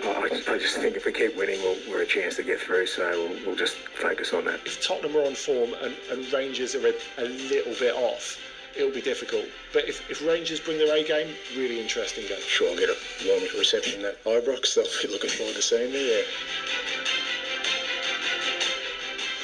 Good evening, I'm Ollie Klink. This is TalkSport 2. It's currently Viktoria Plzen 0, Manchester United 0 in the Europa League. Work for Ruben Amorim and Manchester United to do, second half action to come. But later over on TalkSport, it's a big night at Ibrox for Rangers, a battle of Britain as they take on Tottenham in the Europa League. It will, of course, be a return to Scotland for the former Celtic manager Ange Postecoglou too. He's been speaking about visiting their great Glasgow rivals with his Spurs side tonight. I think you know what kind of reception I'll get. I loved it. It was different experiences, mixed. I think the first one we were here, we lost, and then next one when we only had sort of 500 or 600 in the building, we won, and that was pretty special. But it's I've enjoyed all the games against Rangers, all the derbies. They're big games here in Scotland, obviously, and usually very significant games. So they're either title deciders or cup knockouts, so they're always big games, and I enjoyed them all. I enjoy the atmosphere, and like I said, European nights here. It's going to be something that you want to be a part of, and hopefully overcome. Yeah, huge game tonight for Ange Postecoglou and Tottenham. They are taking on Rangers at Ibrox. The atmosphere will, of course, be absolutely rampant in Glasgow, and you can listen to live commentary of that over on TalkSport. Just download the TalkSport app for free. You can swipe between the stations. All the build-up from 7 o'clock with Hugh Woozencroft a bit later on, before live commentary with Stuart Pearce alongside Jim Proudfoot as well a bit later tonight. At the moment, though, we are taking in the action from the Czech Republic. Manchester United needing a spark. It's goalless in their game at the moment against Viktoria Plzen. Let's bring back in the former Benfica defender, Scott Minto. Scott, I'm looking at Manchester United's bench. Christian Eriksen is on there, Alejandro Garnacho is there, Rasmus Højlund as well. There's certainly plenty of firepower. How long do you think it will be until they're introduced to this game? Yeah, you can throw in Mason Mount there as well, and Crookie and I were both slightly surprised that he didn't start, because he needs minutes, and we know that Ruben Amorim likes him a lot. There's absolutely options, and different types of options on the bench. I'd say no more than 10 minutes. I mean, look, I'm saying about the conditions are difficult, and they're up against a side that is very strong at home domestically and even in this competition, but this is Manchester United we're talking about, and we've got to be careful not to compare the Manchester United team of 12 or plus years ago to here and now, and the job that Ruben Amorim's got in his hands. So far, I would say it's been C+. There hadn't been too many chances that they've conceded. They've kept a clean sheet in that first half, but there's no doubt about it, they need to be a little bit better going forward. And I don't want to keep on throwing things at Marcus Rashford, but you're wanting him to do so. One, he's looking like he's not. And if I were Ruben Amorim, I'd be saying to him, now, you got 10 minutes. You got 10 minutes to... You don't necessarily have to do something extremely special, but make me think that you could. And we haven't seen that in the first half. So, yeah, Xerxes as well, while he's held the ball up well at times, he's not looked particularly great. One run where he kind of fumbled his way through to the box and then put it across the box. I'd make almost a triple substitution after 10 minutes and say to the lads, look, you've got these 10 minutes to try and do something. Because, you're right in what you said. It is really important they try and come away from 3 points to make sure they get into the top 8 and don't go through the playoffs. And if they don't, either lose this game or it's just a 0-0 draw, on paper, it might not look the worst result or watching it with the conditions that we're watching and seeing, but at the same time, it puts pressure on them for the last 2 games. I was just reading Samuel Luckhurst on Twitter. He's the Manchester United correspondent for the Manchester Evening News, and he suggested that Ruben Amorim, in the technical area, has been more animated and used more energy than most of his players in that first half.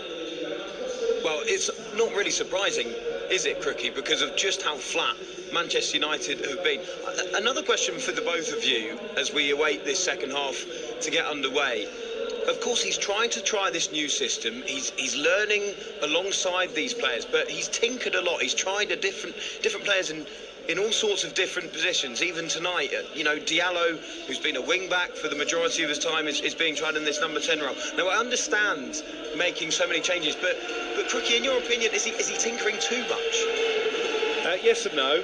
I think he needs to decide fairly soon what his best team is. I don't actually think Ahmad has been seen at his best in that more central role. I think he's probably looked better when he's been bombing on as a wing-back. But there's a lot of games to come, isn't there? In relatively quick succession, they've got a big derby on Sunday, then Tottenham in the Cup, then another Premier League game. And obviously it's always busy over Christmas. So actually, if you're going to experiment, then probably this time of the season is the best time to do it.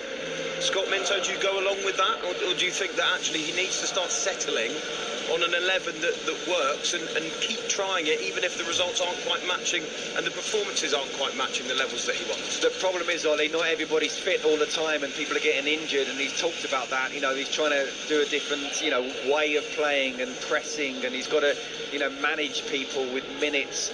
It's not an easy thing to do, but at some point, yes, I do agree with you, in the next 3 or 4 games, and that could be within the next fortnight, he needs to think, right, this is my decision now, this is what I'm going to do.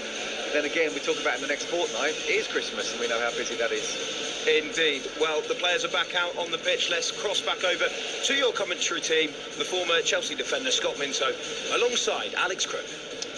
Well, the last time Manchester United played away from home in the Czech Republic, it was a drab 0-0 draw in Prague. Not too far from here. That first half very much in keeping with that night under Sir Alex Ferguson. What can the Red Devils do to change the course of events in the second? We are back underway here on TalkSport 2. United all in white. They're shooting from right to left in this second half. Viktoria Plzen second in the Czech League in their red shirts with a blue trim, red shorts and blue socks are attacking the goal away to our right. No change in personnel. So United with Onana in goal, Mazraoui, De Ligt and Martinez the back three, Dalot, Casemiro, Fernandes and Malacia across midfield, and it's Ahmad and Rashford in behind Xerxes up front. Here is Matthijs De Ligt. Will we see a change in tempo, a bit more urgency from Manchester United in this second half? You wonder. Dalot gives the ball away, intercepted by the Pilsen captain Kalvac. Here is Mate Vidra, scored 12 Premier League goals during his time at Burnley. Opportunity maybe for Lucas Serve to get a shot away from the edge of the area. Instead he rolls it out to the left-hand side. Dalot having to defend against the impressive Soiree, the fullback for Viktoria Plzen, in a good first half. Is Serve again. Midway inside United territory, back to Samson Douer. His little chip cross into the area is headed away initially by Mazraoui, then stooping clearance by De Ligt. But didn't get too much on it, and the shot from the captain Kalvac hits his own man. Hits Vachelin and bounces kindly into the gloves of Andre Onana. Well, he's 6'4" and he couldn't get out of the way there, could he? He had a knock on the head in the first half, and he almost got a knock on the head there in the second.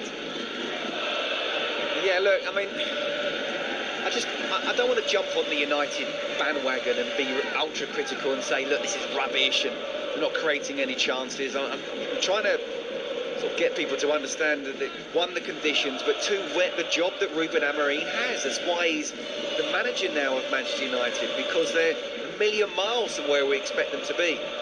Boy, has he got a job in his hands. And that's it, gives it away in his own half and then wins it back via a throw-in. 0-0, we've played 2.5 minutes of the second half, and once again Amorim is like a jack in the box inside that technical area. Big black puffer jacket for the bearded Manchester United manager tonight, keeping him warm. Temperatures well below zero. Onana gives it away inside his own penalty area, and Mate Vidra, the former Watford man, gives Viktoria Plzen the lead, and it's another catastrophic error from Andre Onana. He passed it straight out to Vachelin. His cross turned in by Vidra, and within 3 minutes of the second half, it's Viktoria Plzen 1, Manchester United 0. Wow, and I'm sorry, what is he doing? I'm shaking my head as he receives the ball, takes that first touch and doesn't kick it away, first of all, because what we saw there was Plzen having 3 players coming on top of him. Beat the press, just play it long. But instead he's trying to play out with these conditions, with this pitch, got nowhere near where he wants it to be.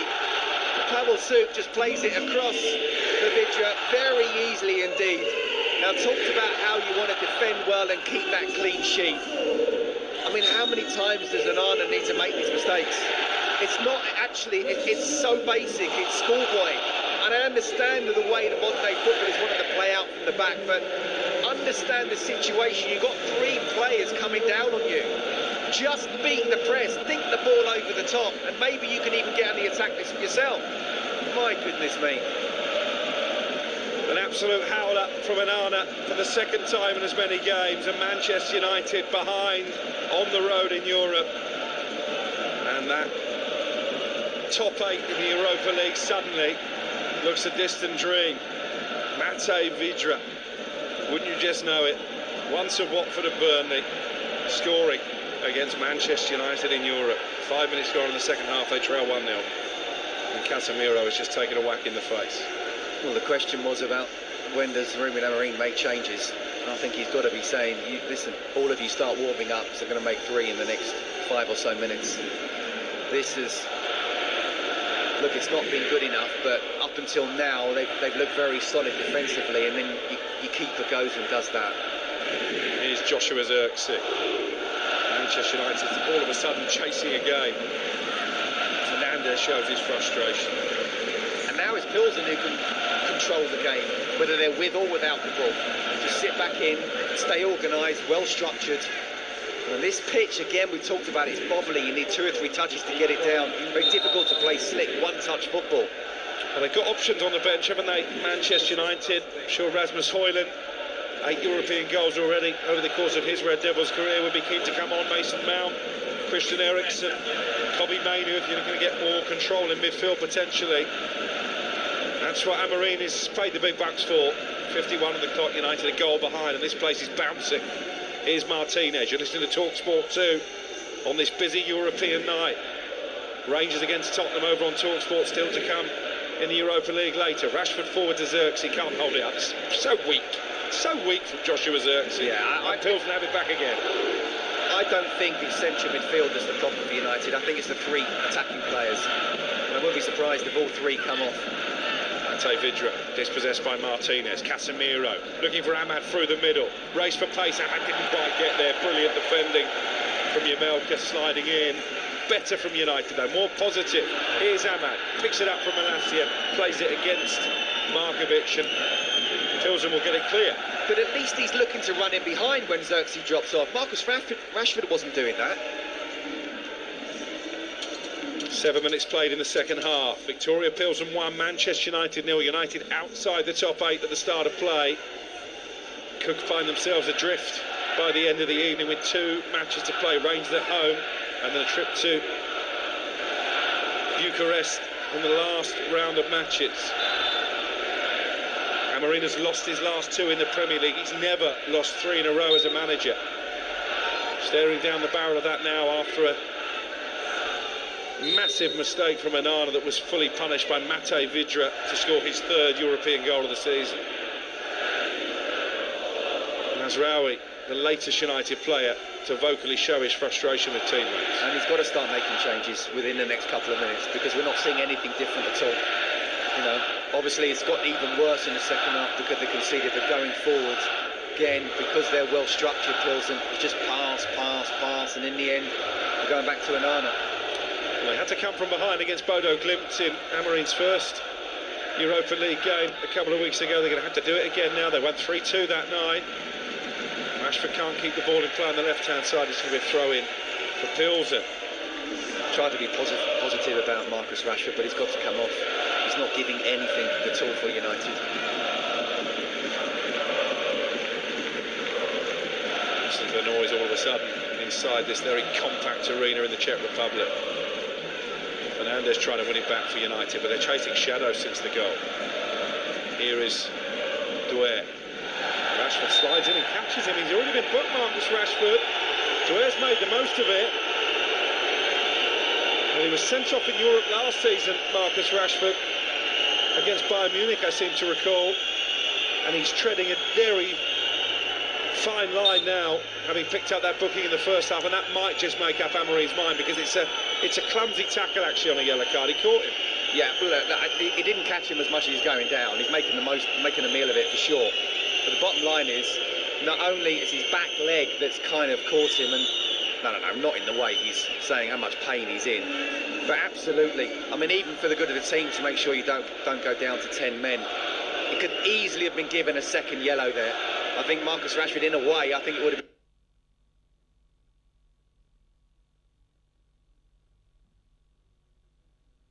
been undeserved, but has got away with that one. And he hasn't been good enough when he's been on the ball. He's in danger now of letting his team down and getting sent off. He needs to come off. Changes need to be made. Does Ruben Amorim have a big decision to make for the Manchester derby? Because I talked about it before, that maybe Bayern Deer might have expected to start tonight after that error at the weekend from Onana. He's made another mistake here. Would it be too fanciful to expect him to be thrown into the Manchester derby? Look, it's a big call to do that, but Onana, not just tonight, but in recent games, he looks a million miles off it, doesn't it? You know, he doesn't look particularly safe. He's come out a couple of times early in the first half. You know, he clashed into Casemiro, winded him, but on the ball, trying to play the ball out. My goodness me, it's an accident waiting to happen. Rasmus Højlund immediately has been stripped ready for action, and I think it's pretty certain it'll be Marcus Rashford to go off after just about escaping that second yellow card. I'm surprised it's only one. Malassi's won a free kick, they caught from behind. Could make it 2 or 3.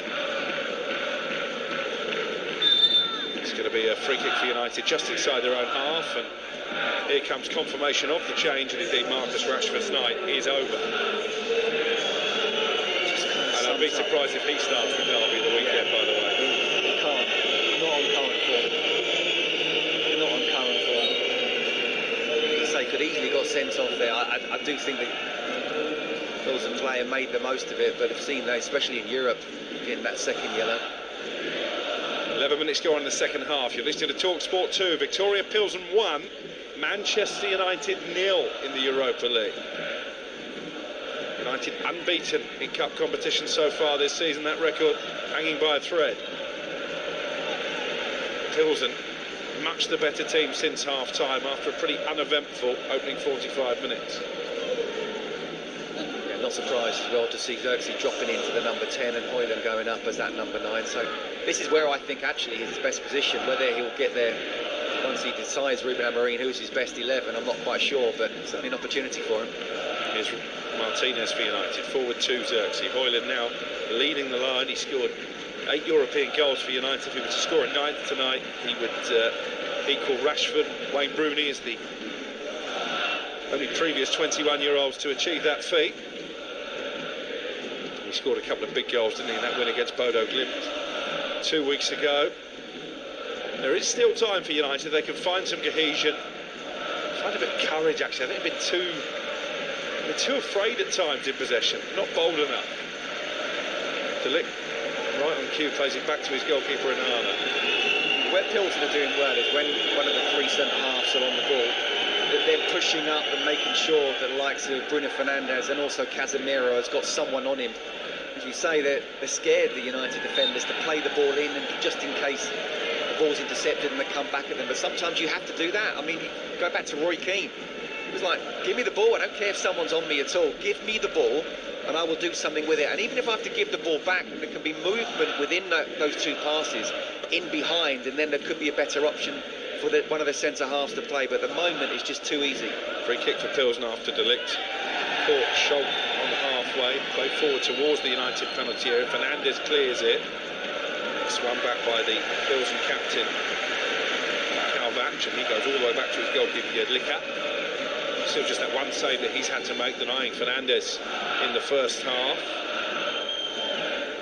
Nodded away by Mazraoui after the goalkeeper for the Czechs went long upfield. Here's Dalot for United. That's a sloppy pass, intercepted. And here comes Cadu, the Brazilian, down the right. One back by Bruno Fernandes.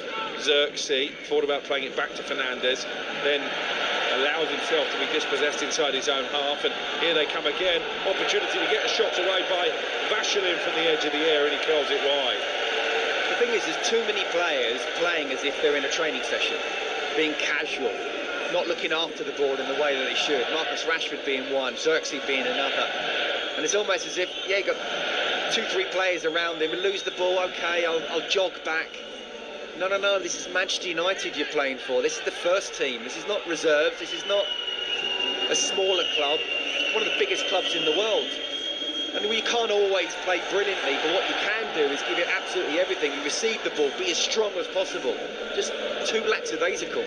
Well, Anana from the goal kick there has passed it straight to Jamelka, and then Plzen have given it away. And here's Rasmus Højlund on the edge of the penalty area, gets the ball on his left foot, shoots tamely into the arms of Jedlicka. I was amazed actually how quickly Czech Suarez got back there. Plzen having initially played themselves into trouble, looked like Højlund would go through one-on-one.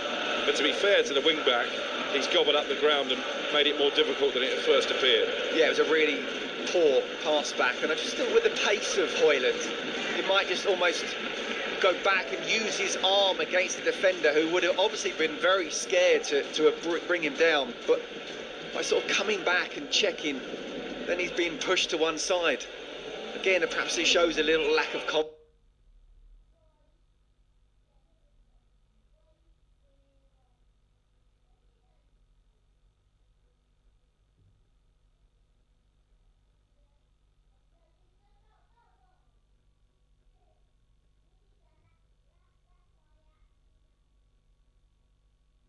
Placed by Anthony, who presumably will go and play as the left wing back. And Joshua Zirkzee evening is over as well. Doesn't look particularly enamoured by the decision, and Mason Mount, wearing that iconic number 7 jersey, is on for the final half an hour.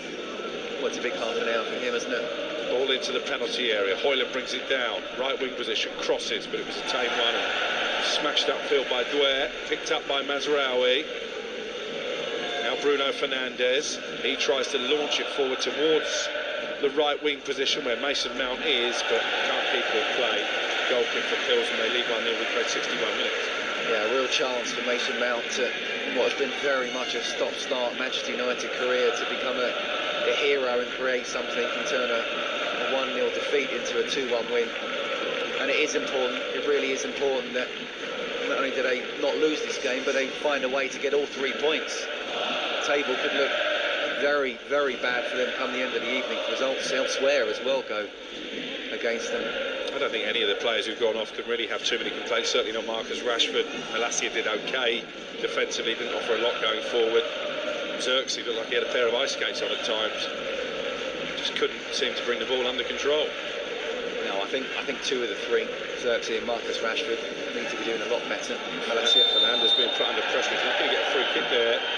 Serve bundled him over, but he is trying here, the captain, to drive United on. They trail 1-0. Here's Anthony with that bleached blonde hair, forward down the line to Ahmad. Good play from Ahmad, onto his left foot. Højlund can't miss, and Manchester United are back on level terms. And Rasmus Højlund off the bench to the rescue. Good play from Ahmad. His shot fell kindly into the path of Højlund, who from 4 yards out side foot home. It is Viktoria Plzen 1, Manchester United 1. Well, fair play for the substitutions.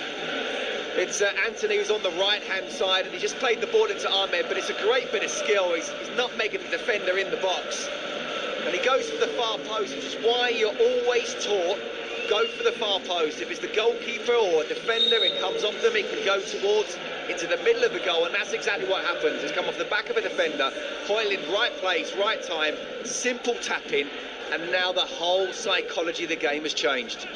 It's his 4th European goal of the season. He joins Rashford and Rooney as the only 21-year-olds in United's history to score 9 European goals, Rasmus Højlund. And now we have a game on TalkSport 2. 1-1, still the best part of half an hour to be played. Brilliant from Ahmed, wasn't it? Just getting into that inside right position, getting a little nutmeg, having the shot, and it was a simple tap-in for Højlund. Free kick here for Plzen though. United will need to have their wits about them to avoid conceding so early after getting themselves on level terms. It's going to be swung in from the right-hand side as we look. Plzen attacking the goal away to our right. It's not a great delivery. Bruno Fernandes heads it clear, picked up by Cadu, the Brazilian. Back out to the captain, Kalvac, and Manchester United again clear their lines. And Casemiro forward to Anthony on this left-hand side. He rather cheaply allows the ball to roll out for a throw, but he played a part in that goal as well, Anthony, positive. No, absolutely. And we wonder whether he would be on the left or on the right, but it's Darlow switched over to the left and he is on the right-hand side, and it was his pass that put Ahmad into the really strong position, but still he had some great bit of skill. Just making sure he's able to come inside on his left foot, have a shot. And yeah, it's completely changed now, isn't it? United, the body language looked completely different already. Yeah, and I think Bruno Fernandes played a part in that. I mentioned just before that he was the one, as the captain should be in truth, trying to drive his team on, winning the ball back deep in his own half, trying to orchestrate proceedings as Mason Mount is penalised for a foul. Plzen have a free kick with 65 in the clock, 1-1 to score. We've got Rangers against Spurs coming up over on TalkSport. That game gets underway at 8 o'clock as Plzen play the ball towards Vidra, the goal scorer. Casemiro has it back down by the left corner flag, clears it upfield left-footed and off Kadu and out for a throw.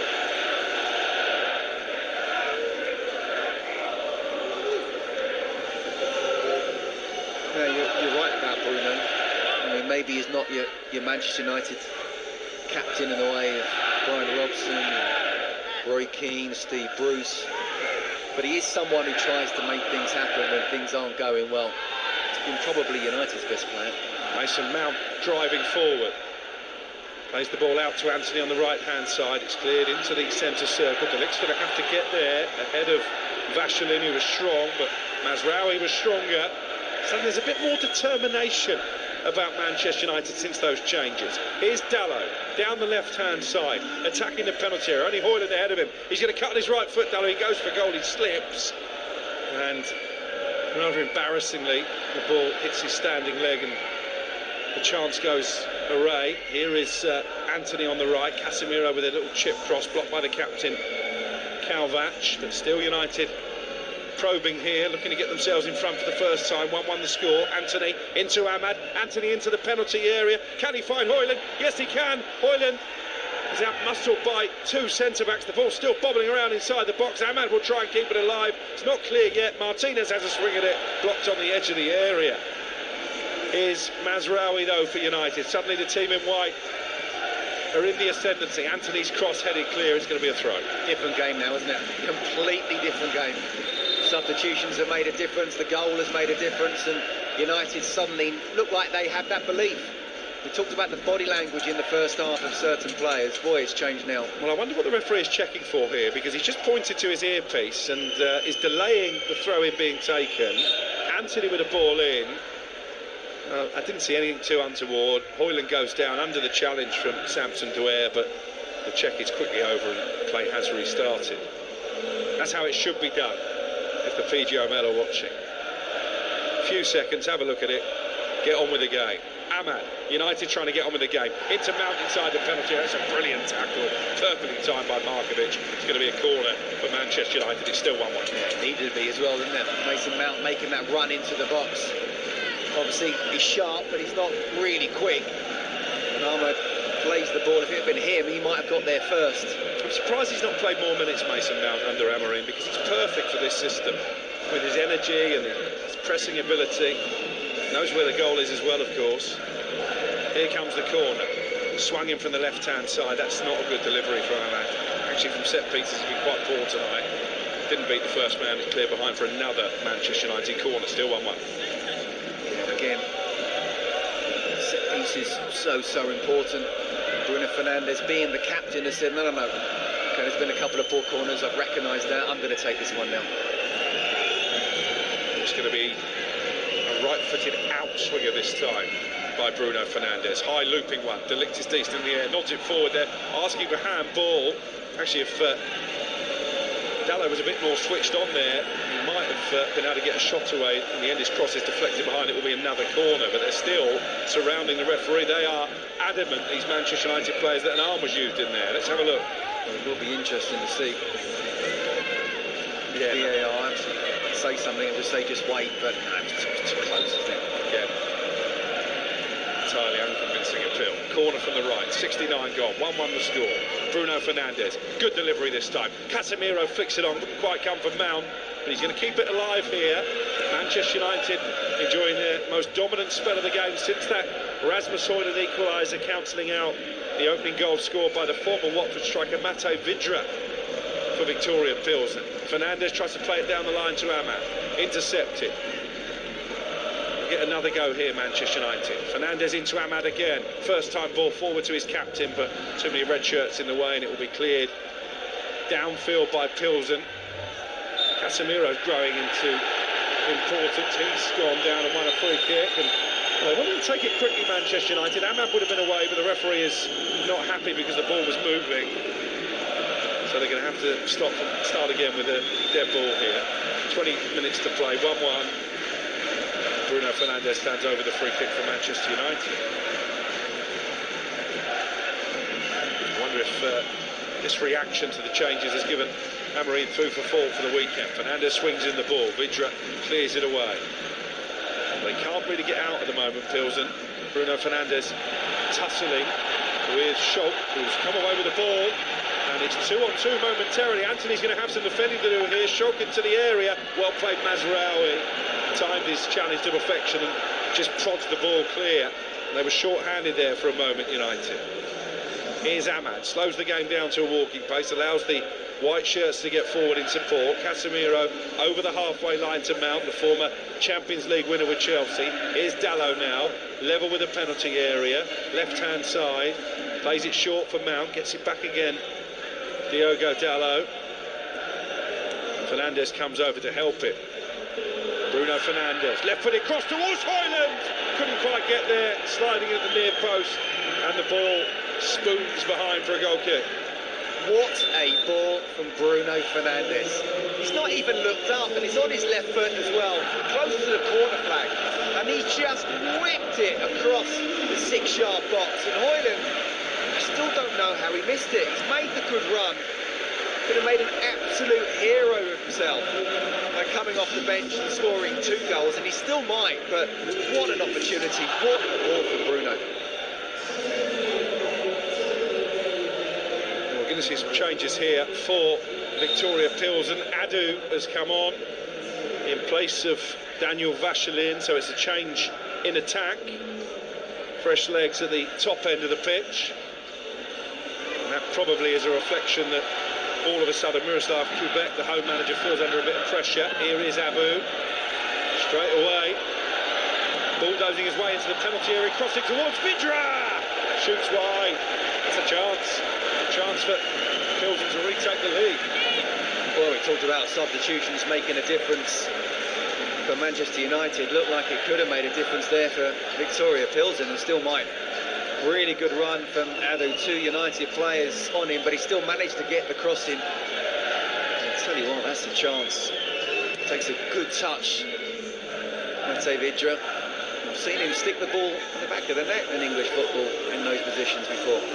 You're listening to Viktoria Plzen against Manchester United in the Europa League, live on TalkSport 2 with Enterprise Rent-A-Car. Whatever the mission, home or away, Enterprise helps over 120,000 people every day. 17 minutes to go, and after a turgid first half, when, well, if you'd had a few of those strong Czech beers, you might well have fallen asleep. It's come to life in the second. Scott Minto. I love the accentuation on turgid there. It was terrible. You were being polite. No, I'm just trying to be constructive and say, look, of course it's terrible, but what can they do to make it better? Well, certainly the changes have made an impact. Højlund has got the goal. Mount is ferreting around at the top end of the pitch as well. And in the first half, I was saying defensively they were good, but offensively not good enough. They need to make changes, maybe give 5 or 10 minutes. You can't have your goalkeeper keep on giving away goals like that and making mistakes like that. If they are to get all 3 points here this evening, Manchester United, I mean, you touched on it as to whether he deserves, you know, his place, his starting place in the Manchester derby at the weekend. It's a real question that you guys have to think about, Ruben Amorim. Well, he's rotated everybody else, apart from his goalkeeper. United coming forward down the right-hand side, but Ahmad beaten to the loose ball by Yamelka. Ball played forward towards Prince Adu, but Mazraoui was there, and the ball actually was already out of play. Manchester United have a throw-in level with their own 18-yard line. Down the right, Viktoria Plzen before tonight had a very good defensive record domestically. They've only been breached by that Rasmus Højlund goal, almost scuffing the ball in the end from point-blank range to make it 1-1 after Onana's error that led to Vidra putting Plzen in front. 1-1 still the score. Doesn't say scuff shot on the score sheet. Absolutely. Well, he got 16 goals last season, Rasmus Højlund, in a team that didn't create him many chances. He's got 6 this. He would argue, actually, I'm doing my job. I think he's a really good player. I just think if you know the way where Manchester United are, almost where Mr. Alex Ferguson took over in a sense, a million miles off, and there's so many important key positions. None more so than that number 9. I think he's a big talent, but it's just a lot to ask him to carry the team at times, or when you're not playing well, find a loss into a win.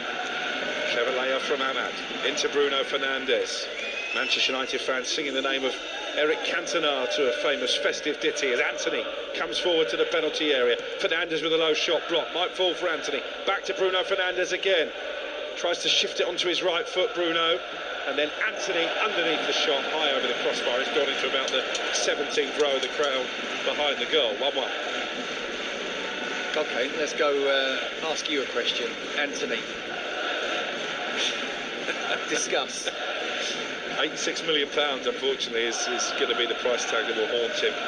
I think it's been difficult for him for various reasons. He's had 1 or 2 issues off the pitch that have been well documented. I think he started really well when he scored against Arsenal in his first game. I think he's a confidence player at the moment. He looks devoid of confidence. Maybe not just up to the rigours of the Premier League, but I think he's done okay tonight. He's done well. He's made a difference tonight, but that's not going to keep him in having a Manchester United career. He's the second most expensive player in Manchester United's history, which is and that's not his fault. A big burden. That's not his fault. I just think there's a lot of attacking players that need to make changes. He'll serve at the other end, shoots left-footed, blocked by Delict on the edge of the area. Into Prince Adu, gets his shot away, blocked again by Mazraoui. This game is really on a knife edge now. Good play by Anthony, doggedly winning it back in his own half. Gives it to Ahmad, and then comes forward the Brazilian. Into Ahmad again, that's good play. Ahmad, 10 yards outside the penalty area. He's got 2 to his left. One of them's Mason Mount. Chance to put United in front. He tried to shoot through the goalkeeper's legs, and it's saved by Jedlicka. That was a brilliant counter-attack, led by Anthony. Brilliant move, it really was. And then it was Ahmad who was on the ball, and it was really unselfish play and great awareness. He was on his left foot, he could have had a shot, but he realised Mason Mount was in a better position. His touch on his left foot just takes him a little bit away, but it's a one-on-one situation, and in those, you've got to find a way to score. Sometimes the chances you say, oh, he's hitting the target. And other times you say, no, the ball's got to hit the back of the net, and that was one of them. I still think there's a goal in this, one way or the other. Ahmad towards the penalty area, cuts on his left foot, blocked away, and it falls kindly for Anthony. I think Anthony is saying the ball has burst. And they're going to have to find a replacement. That doesn't happen every day of the week, does it? It certainly doesn't. What I would say about the Mason Mount chance is that's why he does suit that kind of one of the 2 number 10s. He's clever enough, he's able to get into those positions, and I don't want to say if it was on his right foot then he probably would have maybe dinked it over the keeper or just passed it round the side, but on his left foot, again, he's hit the target, but I know you have to find a way to score. Another change for Viktoria Plzen, 1-1 the score. Kanu is replaced by Milan Havel. Scored in the 2-2 draw against PAOK earlier this season. The man who's coming on. The referee has restarted with a bounce ball and a new ball. I would say it's like being at Wimbledon, but it's -2. Bruno Fernandes, back to Mazraoui, chips it forward over the head of Højlund, and it'll be collected by Jedlicka. And it's not raining. Goal. It's not raining, no, it's true. Haven't seen Cliff Richard pop up in the stand yet. Although it is that time of year for him as well, to be fair. That's bit true. of mistletoe and wine. What tune that is. You could well be on the karaoke later as well. Oh, I could see me bursting that out. After 1 or 2 of those Czech lagers. All forward towards Højlund. Tell you what they're going to taste the sweets out for these travelling Manchester United fans if their team can get a winner in the final 11 minutes. And this game feels open. Mount into Casemiro, tried to volley it forward first time when maybe should have taken a touch. Højlund is going to attempt to put Markovic under pressure. Markovic goes back to Jedlicka, the goalkeeper, and he clears straight out of touch. And we're going to see more Manchester United changes. Alejandro Garnacho coming on. I'm sure if you're a Viktoria Plzen defender, you don't want to see him off the bench. No, you don't. And again, it's a sign of intent where, 1-0 down, you're thinking, well, what are United going to do here? Had to make changes. The changes have made a real difference. And now he wants to be even more on the front foot, and rightly so. Manuel Ugarte as well. He's going to get the final 10 minutes, the Uruguayan. Imagine that will be for Casemiro. Maybe Ahmad is going to get the last 10 minutes off in preparation for that Manchester derby. But I think he's really come into the game since the changes that Ruben Amorim made, Ahmad. Or Ahmad goes out as a wing-back and Garnacho goes into his place as the number 10. Fascinating to see what Amorim has in store. Here's Lisandro Martinez. Still think that back three looks a work in progress. They're still a bit ponderous in possession at times. Maybe with the exception of Mazraoui, actually looks the most comfortable of those three on the ball. Here's Ahmad, 10 yards outside the penalty area. Forward to Bruno Fernandes, who's in the box now, right corner of the area. Helps it back to Anthony. Bruno's gone down, and then Anthony's shot left-footed over the crossbar. That's the issue, the decision-making. But even he had a shot earlier and 20-30 yards over. That was about 15 yards over. He's getting close to the goal. Bruno is still down holding his shin, Bruno Fernandes. May have been caught actually. Two players going for it, kicking the ball. They kicked each other. Got to give a penalty there. Check Suarez, the Pilsen player involved. Bruno Fernandes still chuntering in the ear of the referee. We've got 9 minutes to play. It's 1-1 on TalkSport 2. Don't forget, over on TalkSport, they're underway in around about 35 minutes' time. It's Rangers Tottenham. No Dominic Solanke in the Tottenham starting lineup, interestingly. And confirmation of those latest United changes. Casemiro is on for Ugarte. And Gallo makes way for Garnacho, so he's going to keep Ahmad on. It's a very attacking United team now, isn't it? Yeah, not surprised. Certainly want to try and talk about the importance of coming away with all 3 points. They're definitely the side that looks like most likely to get the winner. So why not? Arno's played in that position out on the right. Garnacho going forward as well. Well, he is United's leading scorer this season, Alejandro Garnacho. 8 goals to his name. He scored against Bodo Glimt in that 3-2 win in Amorim's first European match in charge. He's on here to try and find a winner in the final 8.5 minutes.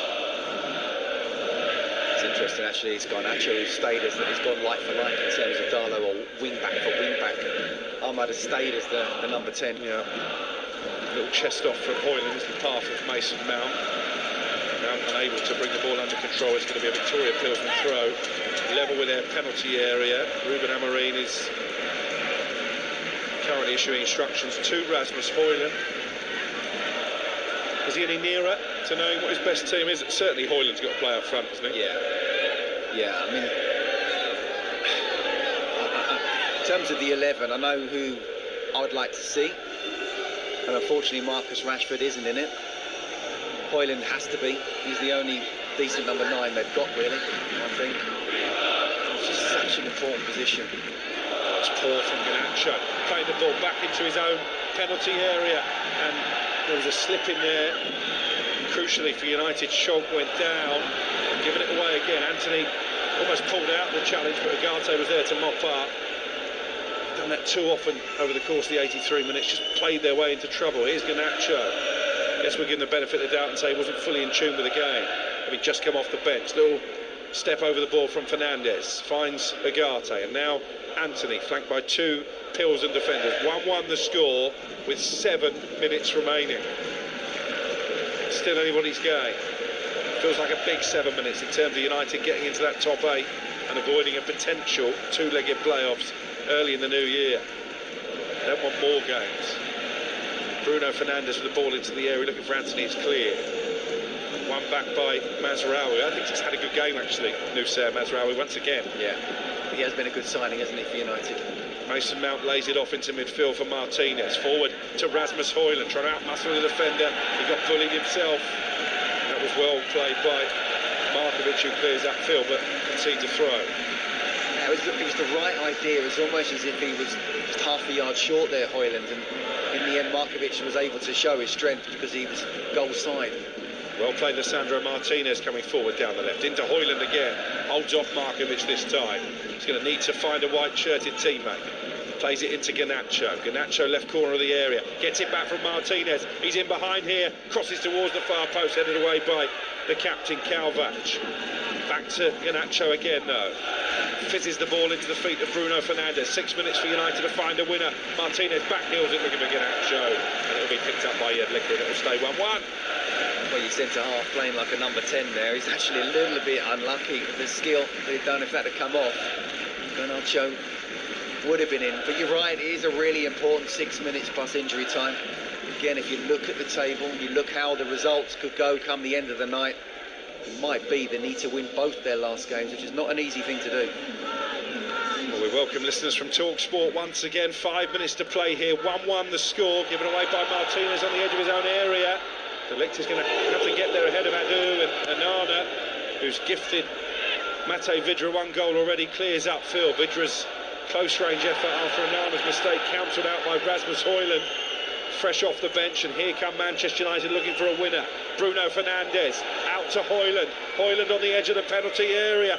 Forward to Mason Mount with a shot. Good save by Jedlicka. Wasn't the most powerful effort, but it was an awkward one. And the goalkeeper does well. Brilliant bit of football from Manchester United, it really was. And Mason Mount, how good has he looked since he's come on? Been really dangerous just going in behind. The ball was played for him. It's a really good save, diving down to his right. But what did we see just before? We saw Anana not messing around with it, just getting it a little bit long. They won then the knockdowns and were able to counter-attack. Why didn't he do that earlier? Such a poor pass, giving it away, putting his team under pressure in difficult conditions. Difficult, bobbly pitch as well. They've had to come back from 1-0 down. Can they find a winner? A dramatic conclusion to this game in store. Still 4 minutes plus stoppage time remaining. It's Viktoria Plzen 1, Manchester United 1. Sochka is on for the goal scorer, Mate Vidra, for the home side. As Fernandes burst into the penalty area, tried to cut it back for Højlund. He did well, actually, Fernandes, to kick the ball in play and almost pick out a teammate. He's turned behind for the latest Manchester United corner. They're certainly dominating on that front. United, 5 corners. Plzen yet to have any. Needs a good delivery here to turn 1 point into 3. With 3 minutes to play. It would change the whole tone of the evening, heading to the Etihad on Sunday, the Sunday session live from the Manchester derby on TalkSport this Sunday afternoon. Here comes Fernandes with the corner, high one towards the far post. Anthony jumped under the ball, nodded away by Schulk, and foul is given against Adu as he looked to counter-attack. I think United have got a bit lucky there. Is it handball? Yeah, I think that's what he said, is he tried to chest it, it's come off his hand. He's complaining it wasn't. Chest to arm. Yeah. Bit unlucky, the Plzen substitute. 1-1 with 2 minutes to play. Bruno Fernandes stands over the dead ball. Too far out from a shot. He's just going to try and chip this into a dangerous area between the goalkeeper and the penalty spot, I would imagine. In fact, he goes short along the ground into Rasmus Højlund, and it's a brilliant finish, left-footed, and Manchester United may just have stolen a priceless European victory, and it's Rasmus Højlund at the double with 2 minutes to go. It's Viktoria Plzen 1, Manchester United 2. That was really clever. And the cleverness came from Bruno. We were wondering whether he would dink it towards the far post. No. Clearly they've had a look at each other. And Højlund said, pass it into me. And I'm telling you, if the ball's played into him in the right way, he's got the strength to turn. And he's passed it into him. The first touch, he's bobbled up a bit, but he's able still to turn his body, and it's on his left foot. Again, he's gone across the goalkeeper. Wow, what a substitution that's been. Well done, Bruno, in the first place, but well done, Rasmus Højlund as well. It's a 5th European goal of the season. He's into double figures now for Manchester United in continental competition, and all of a sudden the top 8 is back on the horizon. They've had to come from behind in this second half, but you have to say, after conceding, Ruben Amorim took decisive action off the bench, and those changes have changed the course of the game. Yeah, well, he had to make changes. It wasn't good enough, certainly not going forward. They've got to defend this lead now, Manchester United, as Ahmad chips it forward. 1 minute plus stoppage time to go in Plzen. 2-1, the Red Devils lead. Crookie, he is learning all the time about his players. He would have learned a lot negatively in the first half. He would have learned a lot about certain individuals coming off the bench positively. And Rasmus Højlund quite clearly has to play at the weekend. Oh, sloppy from Fernandes on the edge of his own area. Plzen want the free kick after the nicked in and cleared the ball away. This is a test of their professionalism and their mentality, as much as their footballing ability. Manchester United, it's a test they've failed on too many occasions, I would venture, in recent seasons. Can they see out this victory to put them back on course for a place in the last 16 in the Europa League? It's going to be interesting to see how many added minutes there will be at the end of the 90. We've only got a few seconds of normal time to play on TalkSport 2. And it's been all Plzen since they conceded that second goal. Here's Lucas Serve, rolls it down the line, back to Lucas Serve, might get a chance here, really well defended by Delic, slides in, beats his chest and concedes the corner. We'll get tighter. Martinez has allowed him to come into the box and he's cut the ball back. And then Delic just has to leave his man and try to stop the cross coming in. 5 minutes of injury time, can they hold out? A big 5 minutes in Manchester United's season, this. Corner from the right-hand side, and Onana stays on his line. It's cleared, and they could counter here. It's 3 white shirts on 1. Anthony leads the charge. Mason Mount to his left. He's got Garnacho rather. Ahmad up into port. Anthony into the penalty area, steers the ball towards the corner. It's cleared. And a chance to wrap up the game goes begging. That should have been it, Scott. Yes, but, I mean, Anthony did everything right. It's a decent save in the end. Well, here comes Plzen the other end. Surely it's offside there. And I wonder if he should have just left the ball, because he's given away a free kick and United will take as long as they can to take it. 2-1 to Ruben Amorim's men. Yeah, he was well offside, wasn't he? Absolutely should have left the ball. The counter-attack 3-on-1 at one point. They managed to get the shot. A decent enough save, but you can see as they made the save, United players saying, right now, get back. A yellow card for Mazraoui, I think, for delaying the restart.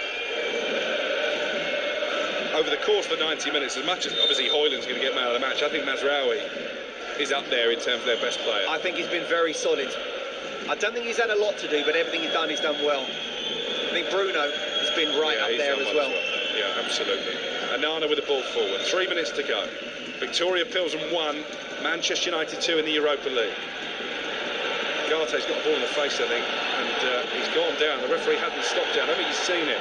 Here comes Adu at the other end. Kick it out. And Bruno Fernandes has played it back to his goalkeeper. That should come with a health warning. Onana this time gets good purchase on the clearance upfield. And it's Højlund who chests it down on the halfway line. Garnacho trying to get there for United. Ball chipped forward. And it's Martinez who just nods it back to Onana. They've got 3 minutes to see this out, Manchester United. Worried for Ugarte there, who's staggering around. He certainly took one full in the face. You're listening to Viktoria Plzen against Manchester United in the Europa League, live on TalkSport 2 with Enterprise Rent-A-Car. Enterprise has vans of all shapes and sizes. If you've got a plan, we've got a van. Well, it's not all gone according to plan for Ruben Amorim tonight. They've had to do it the hard way. But Manchester United 2 minutes away from a priceless European victory on the road. Still defending to do. I think Plzen have played really well since going 2-1 down. Here's Adu away from Bruno Fernandes. Powerfully done. Mazraoui intercepts, and they could counter again here. Fernandes, can he find Ahmad? Yes, he can. Ahmad has forced slightly wide by the pass, but he's into the penalty area. He's trying to get the ball on his left foot. Ahmad has just run into trouble, and Plzen will clear it. It was another opportunity to maybe wrap up the game. Yeah, but it was good defending. It wasn't just 1, 2, 3 defenders So as he's trying to come inside and open up the goal on his left foot, he's just going into traffic. It has been a really good second half after an instantly forgettable first 45 minutes. Pilsen have more than played their part in that, and they're still looking for an equaliser. The ball in the Manchester United penalty area. Shot blocked by Mazraoui. Bruno Fernandes has just got to look after the ball here. He does that, rolls it forward to Højlund. They've got 80 seconds to see it out now, Manchester United. Højlund's got Ahmad to his right, Garnacho to his left, and he runs into the centre-back. Markovic, brainless, from the guy who's scored 2 goals. He speaks highly of you. It's just game management, Scott. Yeah, a simple pass, wasn't it? It was 3 on 2, and it could have created either another chance on goal or a chance just to go towards the corner and run the clock down. Well, they're going to get one last chance here, Pilsen, because Havel has won a throw-in, level with the penalty area. This is just going to be hoisted into the 18-yard box. With 40 seconds of the 5 added minutes to play, Manchester United leading 2-1 on TalkSport 2. Is that error from Rasmus Højlund going to prove costly? Long throw into the area by Dwyer. Good header by Martinez. Garnacho has it. Again, he's probably tried to do more than he needed to there, but he has at least, well, I was going to say he's won his team a throw, but the assistant referee on this near side has given it the other way. This will be the last chance now, literally seconds to go. Another long throw in that Samson Dwyer is lining up from the right-hand side for Viktoria Plzen. Their unbeaten home record this season is on the line here, and a chance for Suarez to shoot left-footed high over the crossbar, and that is the last action of a pulsating second half. Manchester United and Ruben Amorim back to winning ways in the Europa League, but they've had to do it the hard way after another mistake from Andre Onana gifted Mate Vidra the opening goal early in the second half. Amorim took decisive action off the bench, and Rasmus Højlund scored twice after coming on in the final half an hour to turn a 1-0 deficit into a 2-1 victory. And Manchester United back on course to finish in the top 8 in the Europa League and go straight through to the round of 16. Scott Minto. Well, I didn't see it coming at 1-0 down, did you? Tell you what, that mistake from Onana.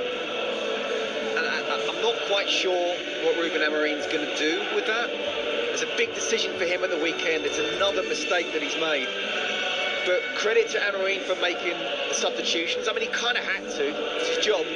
Clearly, it was going very wrong. We talked about options on the bench, but Rasmus Højlund coming off the bench. I thought Mason Mount was very, very good. You know, Anthony was decent and positive, so too Garnacho, but Mason Mount, but especially Højlund, were just superb, and that's what you want from your bench. Go on there and make a difference. Bruno Fernandes, he started, and he was always someone wanting to try and make things happen. There was a really clever free kick where many were thinking, including most of the Pilsen defence, he's going to chip it to the far post. No, he played it into Højlund. Great touch and turn, great finish. And that's a massive win, Cookie. Yeah, Rasmus Højlund, the hero for Manchester United, up to 5th in the table as it stands, and Ruben Amorim rescued from suffering 3 successive defeats for the first time in his managerial career in the frozen Czech Republic. Manchester United certainly warmed up by the end. It finished Viktoria Plzen 1, Manchester United 2.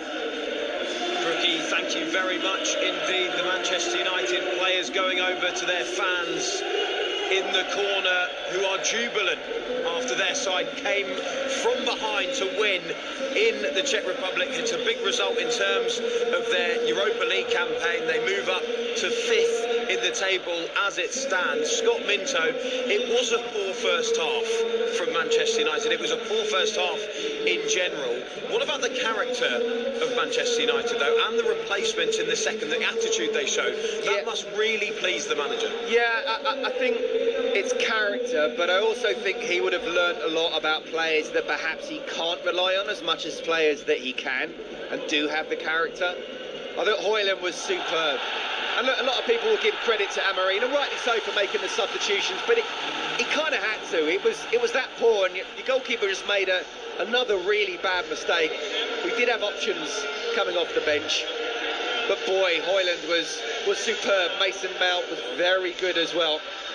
And look, yeah, I mean, we talked about the importance of it, and they're not going to finish the night in 5th, but they could finish the night in the top 8. And what they didn't want to do is go into those last 2 games knowing that they pretty much had to win both.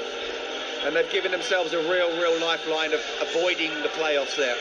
When you talk about the importance of this win, though, Scott, obviously it does help them with their Europa League campaign. Does it go further than that, though, as well? Because at one point, we were heading towards Ruben Amorim having only 2 wins in his first 6 games in all competitions. Does that change the narrative, change the tone slightly, especially as we head in towards the Manchester derby this weekend?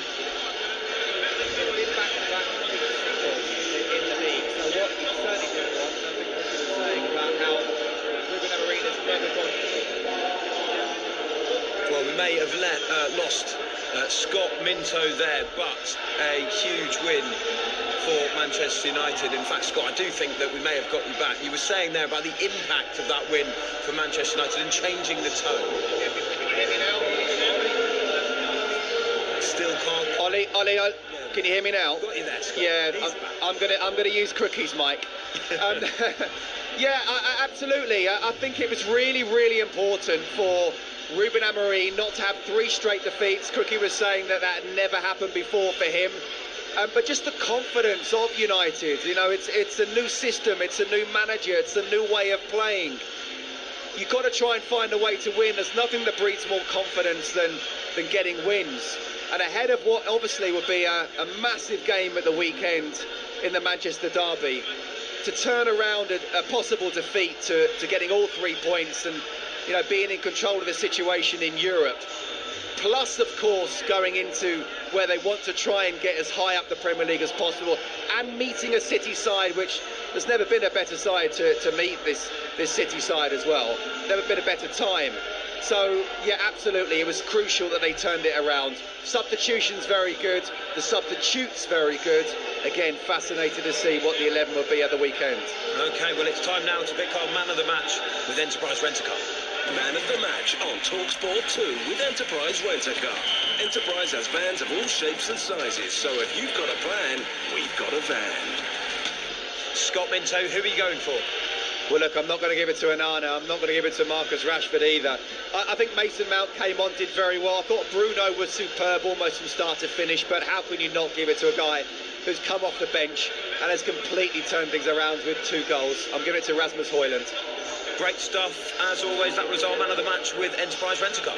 Man of the match on TalkSport 2 with Enterprise Rent-A-Car. Rent from the best lineup in the UK.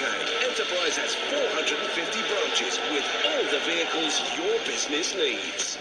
Scott, Crookie, top work as always. Thank you very much indeed. Well, a comfortable win for Chelsea earlier on TalkSport 2. They beat Astana to make it 5 from 5 in the Conference League. A late win for Manchester United, which leaves them 5th as it stands in the Europa League standings. Don't forget, we're approaching kickoff over on TalkSport. A huge night in Glasgow as Rangers host Tottenham. The EFL Fan Network is coming up here, though, on TalkSport 2 from 8 o'clock. A reminder, we have live NFL tonight too. LA Rams against the San Francisco 49ers from 1 a.m. Don't miss that. Next up, though, it's another episode of Cult Heroes. Thanks for your company. Europa League live on TalkSport 2 with Enterprise Rent-A-Car. Rent from the best lineup in the UK. Enterprise has 450 branches with all the vehicles your business needs.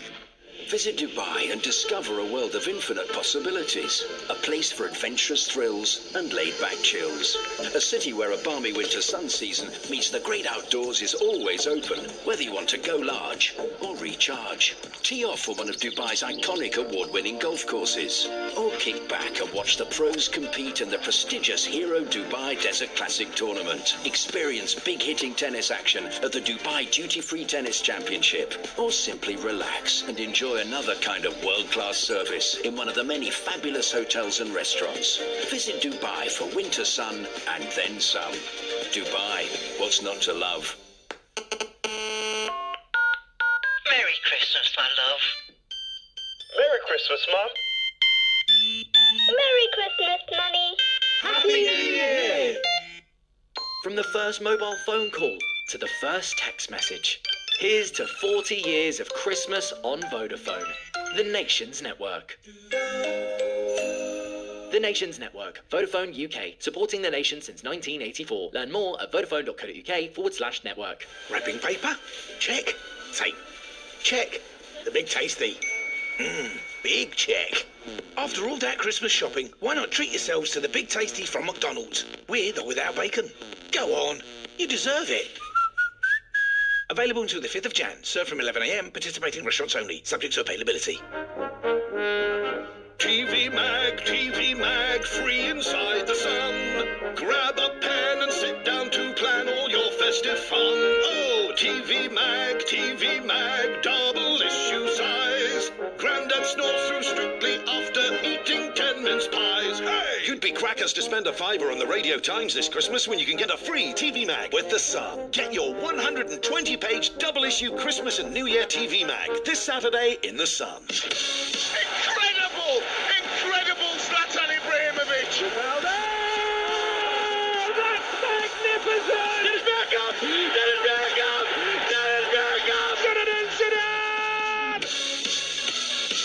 In the second half of tonight's show, we'll discuss the stories behind Portugal legend Eusebio.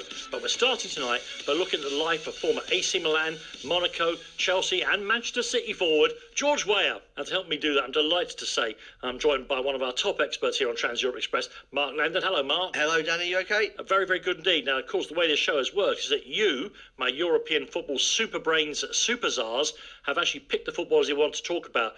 Just give us a feel for why you wanted to tell us the story of George Weah. Well, I think in terms of players, maybe one of the most influential African players of all time, maybe the best African player of all time. And not many of them go on to be a president of their country, Danny. So, yeah, they're really slipping up there, aren't they? Yeah, I mean, you know, could you imagine David Beckham as Prime Minister? Maybe. Well, in the current climate, yes, I Don't could. rule it out. Yeah, anything could happen. I mean, he's got the blonde hair. He's halfway there, isn't he? Listen, tell us then about, everybody will hear later on about the extraordinary footballing heights that George Weah reached. Tell us something about his background. Yeah, I mean, he started out in Cameroonian football, actually, of course, Liberian and now the current president. But he sort of made his name, if you like, in Cameroonian football and was sold for the pricey sum of 12 grand. What a bargain that turned out to be. Well, first of all, let me just say we would be neglecting our duty if we didn't mention that his first club, Bong Range United, well done Bong Range, then he played for mighty Barole, then the Invincible 11, Arsenal want to get that shirt made, don't they? Africa Sports and Tonnerre Yaoundé, and it's from Tonnerre, as a young man that he gets transferred to France. Yes, in 1988, and it was a struggle. I think it's fair to say those first 6 months in Monaco, there wouldn't have been many punters ready to bet anything that he would go on to win a Ballon d'Or in time, Danny. He was a nobody, really. He was trying to make a name for himself at Monaco. He was becoming frustrated as well. One man kept faith in George Weah and has become probably the most influential person, certainly in his football career, but I think has extended even beyond that. That man, Arsene Wenger, of course, that they came together. Who's he? Yes, yeah. Wonder whatever happened to him. But it was Arsene Wenger, really, Danny, that set George Weah on the path to greatness. And Weah actually said, besides God, I think that without Arsene,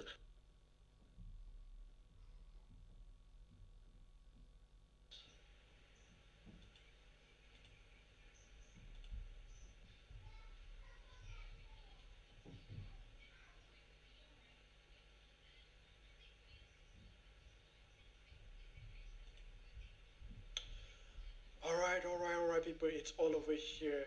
Viktoria Plzen 1, Manchester United 2, guys. Yep. Comeback victory here for Manchester United, inspired by substitute striker Rasmus Højlund, guys. Højlund with the brace, he's got 2 goals in the second half like that.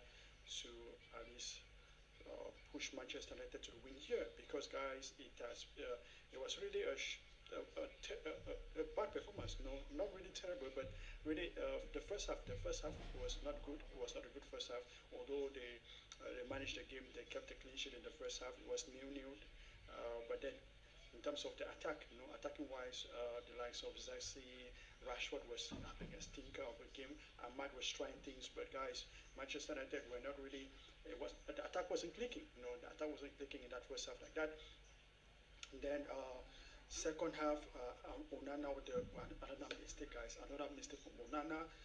Gifted the ball, and Vidra was there to just get that gift, guys. Put it into the back of the net, and it was a 1-0 advantage for Victoria FC here. And yeah, from there, Manchester United coach, the new manager Amorim, what the manager, guys, his in-game management is great. He made the right substitutions, and the substitutions actually, the substitute players, they changed the game. You know, brought on Anthony, you know, Rashmore Hoyland, you know, like that. Anthony was involved in the first goal. Give the pass to Amatialo. Amatialo drove into the box, took on the defenders before getting a shot that Rasmus Hoyland was at the end of it to level things for Manchester United. And then Hoyland again with the brace, with the second goal. You know, it was a good one there between him and Bruno Fernandes. And yep, guys. So yeah, the manager, we have to give him credit for actually making the right substitutions. And from now, he has to learn. He has to learn, guys, because he has to actually get his starting 11 right now. He cannot keep rotating the squad like that, because it's kind of confusing players. And we have seen how some of the players they don't work. The work rate is not there. The likes of Rashford was really bad, you know, in that first half, like that. And Zexki, for me, I think should be the substitute player for now, because I think like Rashmore Hoyland is doing the job in terms of being the striker. And yeah, guys, so Amadialo also is always there, putting his all for the team. And whenever he's on the ball, you can see the quality that he possesses, that he portrays, like that. So people, Manchester United, yeah, inspired comeback victory here, inspired by Rashmore Hoyland, guys, and that is it here. So 3 points, and now they are fifth in the Europa League table, guys. So at least the Europa League form isn't that bad, you know. Yeah, so despite the mistake from Andre Onana, they were able to get their act together. They made the right substitutions, and Hoyland got the brace, got the 2 goals that has actually prepared them to a win here, and with 3 points, push them to the 5th of the league table, like that. Yeah, people. So that is it here. Some SK Football. Thanks for tuning in. I brought to you on-time scores, on-time stats, play-by-play ball movement here, and my full-time match reaction for this one. So full-time is just coming in here. Europa League football match tonight. It is Viktoria Plzen 1, Manchester United 2, guys. Thanks for tuning in, and I'm going to see you on the next one. Bye for now.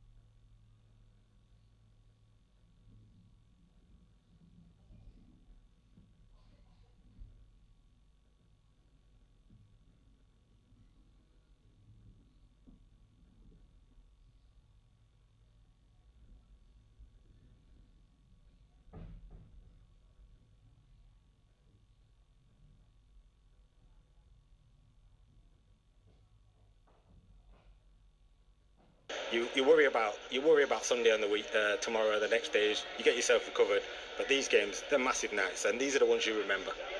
How much of a boost would this be for Philippe Clement, James, if Rangers can go and get a result here against a team, as you say, with the resources, with the players that ought to beat them? Yeah, it'd be huge. I mean, Rangers have found a bit of form of late. Slight change to the system and personnel has helped that, and they've got a huge game on Sunday, so what better way than to go into it with high confidence from a good performance in Europe And then, you know, I mentioned you don't want to rest.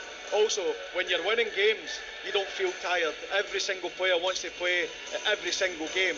So that'll give everyone a lift, but it'll give the manager a real lift and a real bit of confidence going into the game on Sunday, which, I mean, we're building this game up to the size it is. Sunday's huge for them, but you want to go in the best shape possible. Well, look, teams are going to be on their way out very shortly. So, Aaron, we're going to say thank you to you. Thank you so much for being with us. It's been really lovely to have your company tonight. And we'll see you next week, because I think we're going to be back to watch Spurs play again. But in the meantime, it's a huge night, and you can see the lights and you can sense the atmosphere. And Conor McNamara, our commentator this evening,